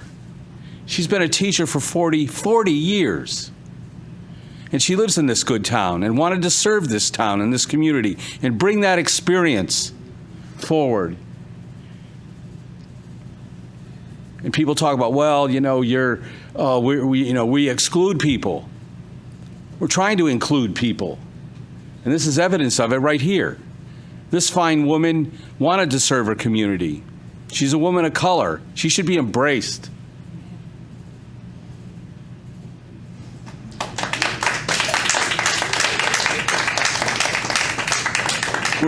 We're fortunate as a board to have good people like Janet and Jean and others on this board. We're fortunate. And if you happen to attend church on Sunday, does that disqualify you? So that's Leave your beliefs outside the door, not your church. Please. You had your say. I'm talking, if they're running their mouth out here, I'm saying something. I'm shutting it all off, please. Gotta make sure you shut it all off. Then. I just did. You sure?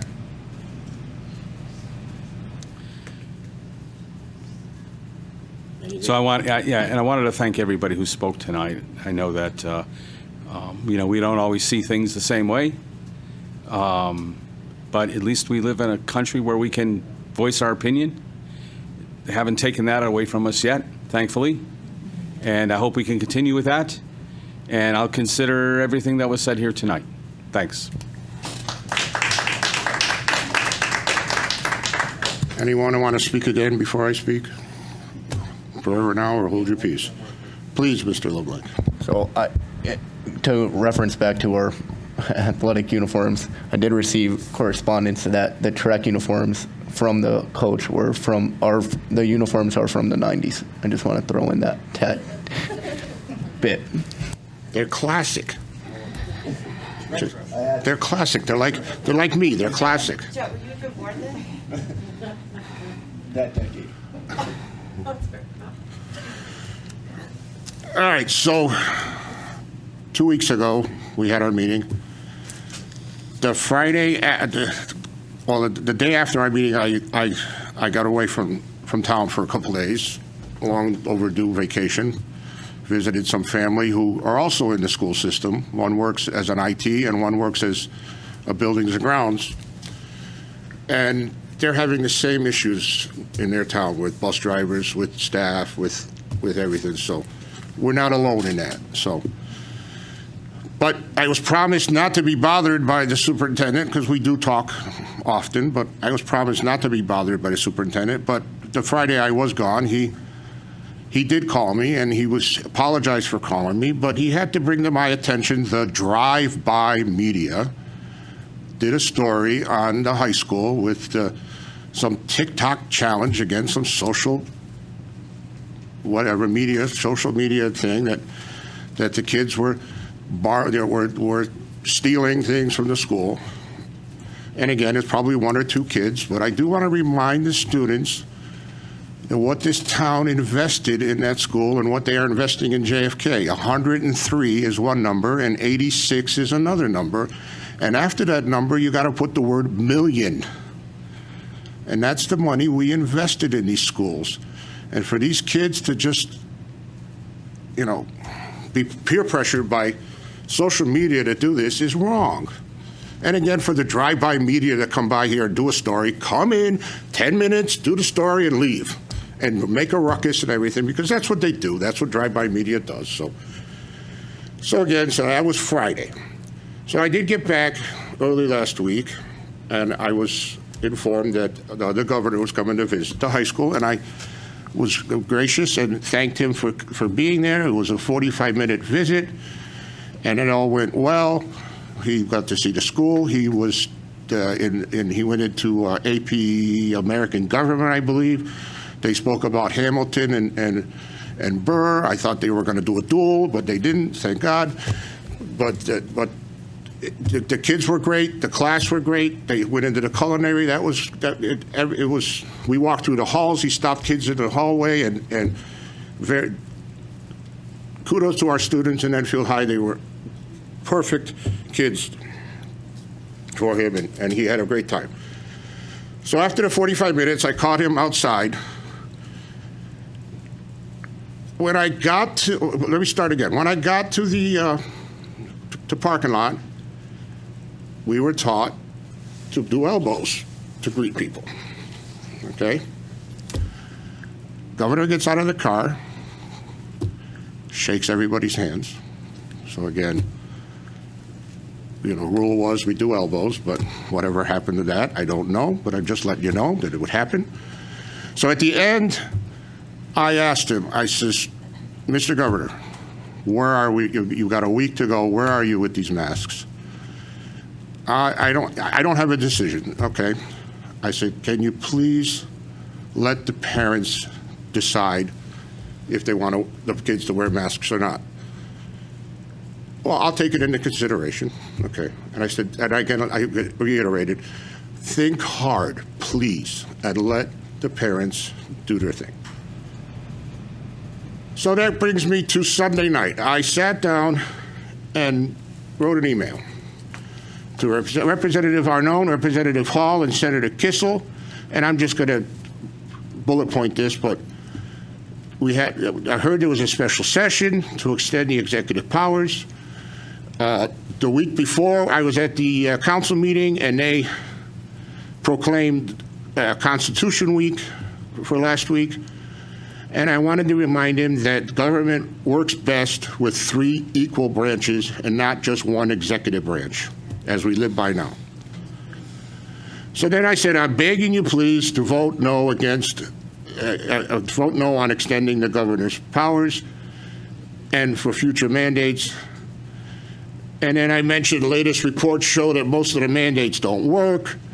Some of them, like staying 6 feet apart, were pulled out of somebody's head. There was no science. It was supposed to be 10 feet, but then it was said nobody knows how to measure 10 feet, so they made it 6 feet. And again, it was an assistant in the room that said it. It was never any science behind that. And to go back to last year, masks were good, masks were no good, masks were good. This is what they told us. And then we got our I'm jumping around, but we got vaccinations. When our age group came up, we were told to get on the computer at 3 o'clock in the morning to schedule appointments because that's when they put the blocks of time in. I did that. Never got a block of time. Tried it again the next day. Never got a block of time. But I did finally get an appointment, got my vaccination. So that's one of the reasons I'm not wearing a mask. That's what we were told the vaccination was for. But anyway, back to the governor. So in my email to them, I questioned why it's that the government should tell the parent should be parenting the kids and not the parents parenting the kids. And then I mentioned the visit, and anyway, so then we had the vote on Monday, and it was 80 to 60 to extend the powers by the state house. 10 Democrats did join on the Republican side. I commend them for doing that. I don't know their names. I didn't have time to research that, but I do commend them for doing that. And then today, it was 18 to 15 to extend the powers. So I sent out a reply saying, thank you for nothing. But then I also put, and by this time I added also the Speaker of the House, the Majority Leader of this House, and the Majority Leader of the Senate were also included in these emails. So then I also put in there, I said, we have a board meeting on October 12th. We have parents coming to our meeting asking about masks. Would you be willing to come here and explain your vote?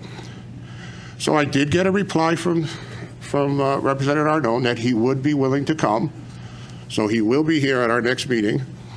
They don't even know about this yet. So they will be on our agenda for next meeting as a special guest.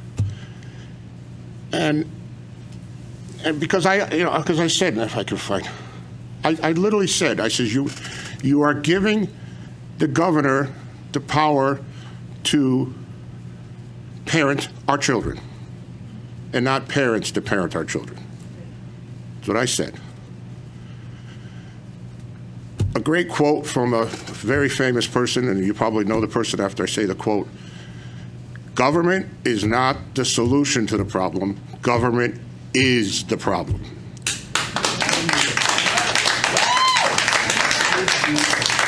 That was said by our great President Ronald Reagan. And okay, I'll put me in the government end, but again, next meeting, please feel free to come back, and we'll see what the basis is on giving a sixth, like Mr. LeBlanc, like a sixth-time extension on these powers that are, the emergency's over. And okay, we all up here come to meetings, we work, and we get nothing. Zero, zip, zeta, nada.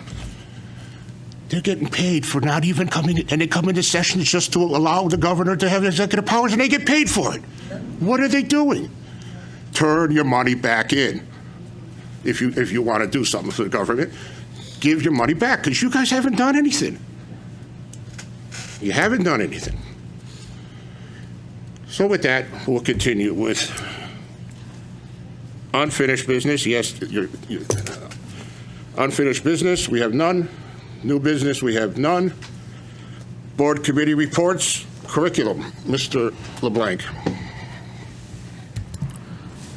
So curriculum did meet this month, our first meeting of the school year, and one of the offerings that Enfield High School will be doing is offering both EMR and EMT courses. It'll give the students the opportunity to become certified in both those occupations by sitting for the test. So we reviewed some books from Asnuntuck that were to be used for the course, and it's a really good direction, especially for students who want to get involved in that portion of the medical field. In Wood Tech, they're offering, which is geared toward construction careers and or hobbies, a course on basic construction. And in this course, objectives such as job site safety, the cost of developing and building a project, and the value of time, and the planning and zoning process are all going to be taught. So what they'll end up doing is building, these students involved in this course will build a shed to be used somewhere around our school properties or school buildings. So it's a in classroom course, but to be expanded to many portions of outside society. So really phenomenal stuff happening over on that end. And that's it. Thank you. Right, go ahead. Okay, so I just want to ask a question about items from the table because it was mentioned that items from the table were brought up. So items from the table, a lot of what was discussed tonight was brought up and discussed in length at that meeting. Can you clarify that it was, or correct me, that it was suggested that the board be able to review and approve curriculum? To approve and review curriculum. Review curriculum and then approve it, like on this civic social assignment? Discussions around the table did include that topic. Okay. So if government is not the solution and government is the problem, then we need to let the people that have made their decision to get master's degrees, to get doctorates, lead this district. Every 2 years, there is a new board that sits up here. We are not as qualified as the people that show up to work every day and lead this district for us. So if government is not the solution and government is the problem, why are we getting involved? We do have master's degrees. Who? We do? No, the people They were we saying hire. the Board of Ed should be able to review and approve curriculum. Us, the 9 of us as a body.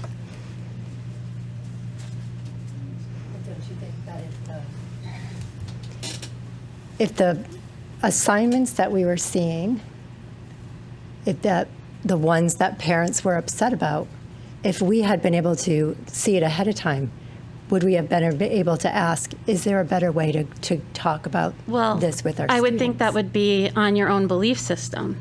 Our role as a board member would be to bring it to Mr. Drezik and Mr. Longi and let them deal with the teachers and that assignment, which they did. Our role is to not decide as board members what's getting taught in the classrooms. Yeah, we don't audit classes. And we shouldn't. Right. There are people that have gone to college, got their master's degree, some of them have got their doctorates, and they are the ones that are writing this curriculum. And they know more about it than we do, because there are state mandates whether we like them or not. So to even suggest that we would start micromanaging curriculum in our public school system, I can't wrap my head around that, especially if government is the problem. At the end of the day, if we're all agreeing to that. But Tina, if parents are uncomfortable with certain things taught in the curriculum, they should have a say also.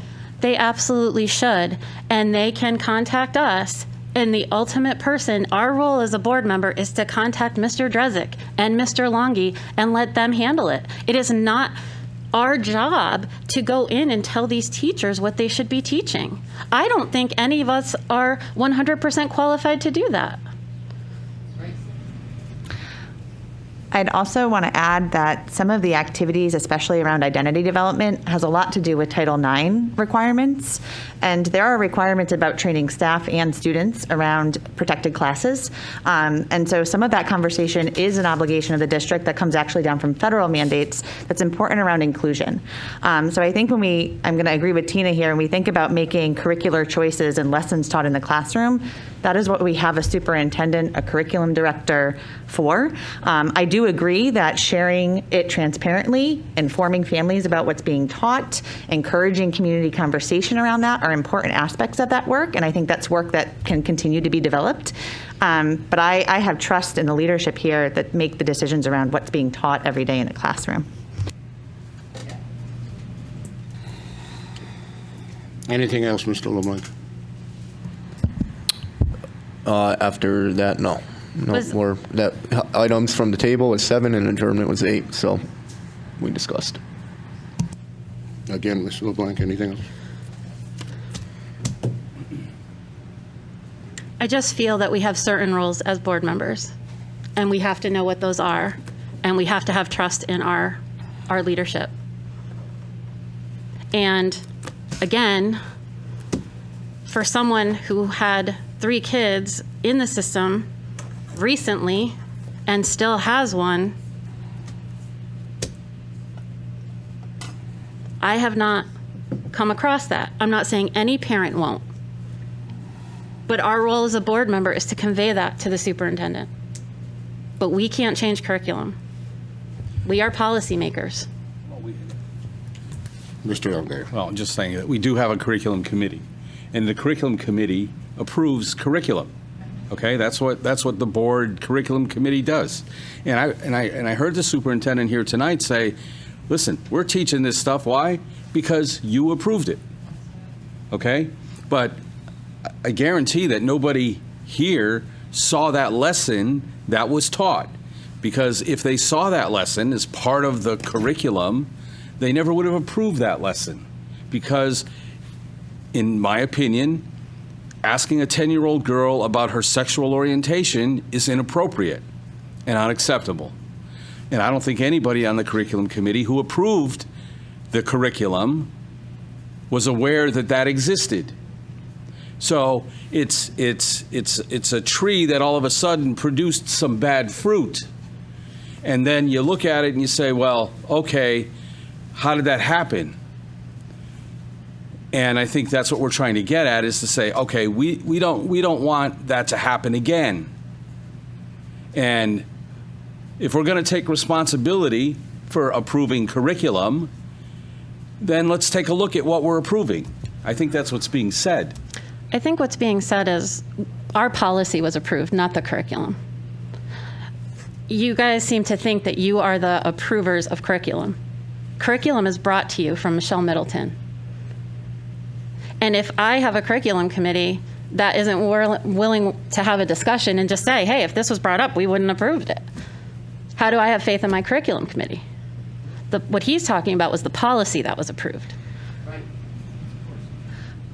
I also want to add that curriculum is tied to standards. And so the lessons that I saw, as much as they're uncomfortable, and there's probably things that could definitely be adjusted and maybe made a little bit more age appropriate, are connected to standards that our state has. So you heard this earlier, beginning our board meeting, the next generation standards, our college and career readiness standards, our academic standards, our soon to be out social emotional learning standards. All of these things are aligned to standards that there's an obligation for us to teach in our schools. And I'm going to continue to stand that when we think about writing curriculum and whose job that is, are the people who have expertise in that, and that it's supporting all of our students. Can I say one more thing? Okay. Finance, Mr. Longo. The Finance Committee did not meet. We're done with the discussion? I believe I just so. wanted one more to say. one more Yeah, thing. Ms. Go ahead. Cushman would like to add something. Go ahead, Ms. LeBlanc. No, Ms. Cushman had something to add. Go ahead, Ms. Cushman. I know that when we're in our curriculum meetings, that we're brought the textbooks to look through. We're brought the things to look through and approve. So for us to have this mini unit, having the opportunity to look at what resources are being used, what are the assignments that are going to be required of the students, I think that's completely reasonable. In regards to these types of assignments, like In terms of specific to having like those bias and identity, like those types of, like specific to that, that should be looked at by the curriculum committee, or like all of it. Well, I mean, all of it. We were, at our last meeting, we were given the woodworking textbooks. We were given Latin textbooks to look through. You know, so it's not just this. And when It's they not- gave you, what was the expectation when they gave you the Latin textbook to look through? And the woodworking? For us to take a look and see how they're aligned, what are their goals, how are they taught, you know, how do they look in terms of what are our goals in teaching the class? Does this resource reflect what we're looking to do? And you felt comfortable with that? Mm-hmm. Now, Michelle does offer a lot of valuable resources when it comes to any questions we may have, and she's willing to answer questions, and that's what I like about our academic, I guess you can call it, team at Enfield Schools. Is I don't want people to think that the curriculum committee is helpless and we just go in there and sit and listen to the chief academic officer talk for an hour. We ask valuable questions, and anytime we do have a question, Michelle is always willing, and I'll even throw in, because she's at a ton of meetings herself, is Megan Burr as well. And both Michelle and Megan, any concerns, questions, compliments, they're willing to sit there and listen to them. And as the curriculum chair, I'm appreciative of that. Yeah, likewise. I mean, we had a really great discussion at our last curriculum meeting, and even just being able to continue it today. I just really felt very positive about it. So I agree. If being on the curriculum committee, if something wasn't approved by the curriculum committee, what happens with Miss Middleton? Because if it's a state mandate, it has to go through. Yes, if it's a state mandate, it has to go through. There was concerns over a couple courses in the 2 years. And I wasn't chairman of the board all 2 years, but I have been on the curriculum for the 2 years, and there was concerns over a couple courses or a couple lessons, however you want to define it. I think the appropriate term would be curriculum. But again, it's a state, when it's state mandated, it's exactly what it means. It's state mandated. If the board was, in my experience, in my one term here so far, there's never been a situation where the subcommittee did not approve or did not like what was being presented, because it's 99.9% of the time, it's stuff I just gave the report on 10 minutes ago about improvements in wood tech or EMT textbooks, or allowing students to get certified in EMR, EMT.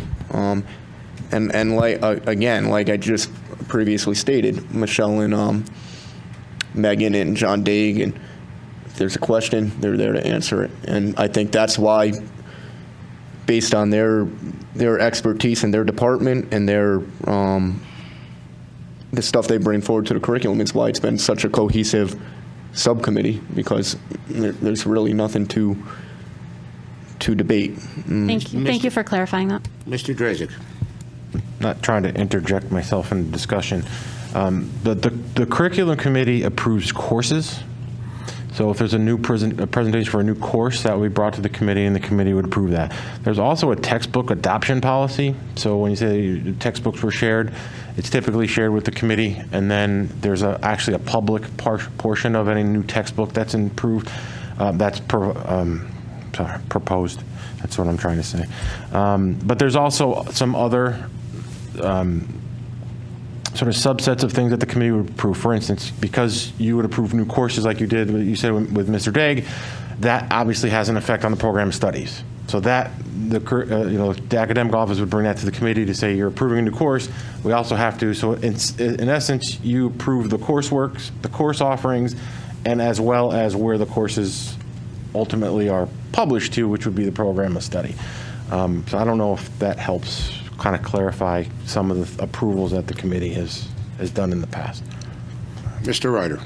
So when you're presented a textbook to review, a textbook isn't curriculum. A textbook is just a tool within the curriculum of any given subject.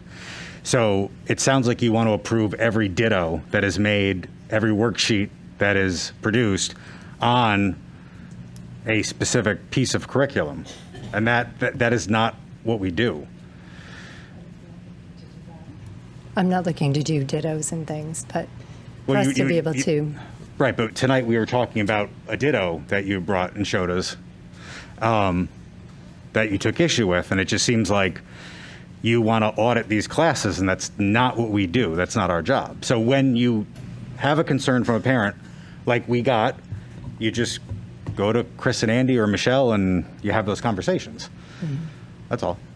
And I do insist, and I'm sure Walter will agree, whatever happens after November 2nd or 3rd, we need to have an orientation as a board the very next day, because we need to know our roles and what they are and what they aren't. Mr. Ungar, Finance. Again.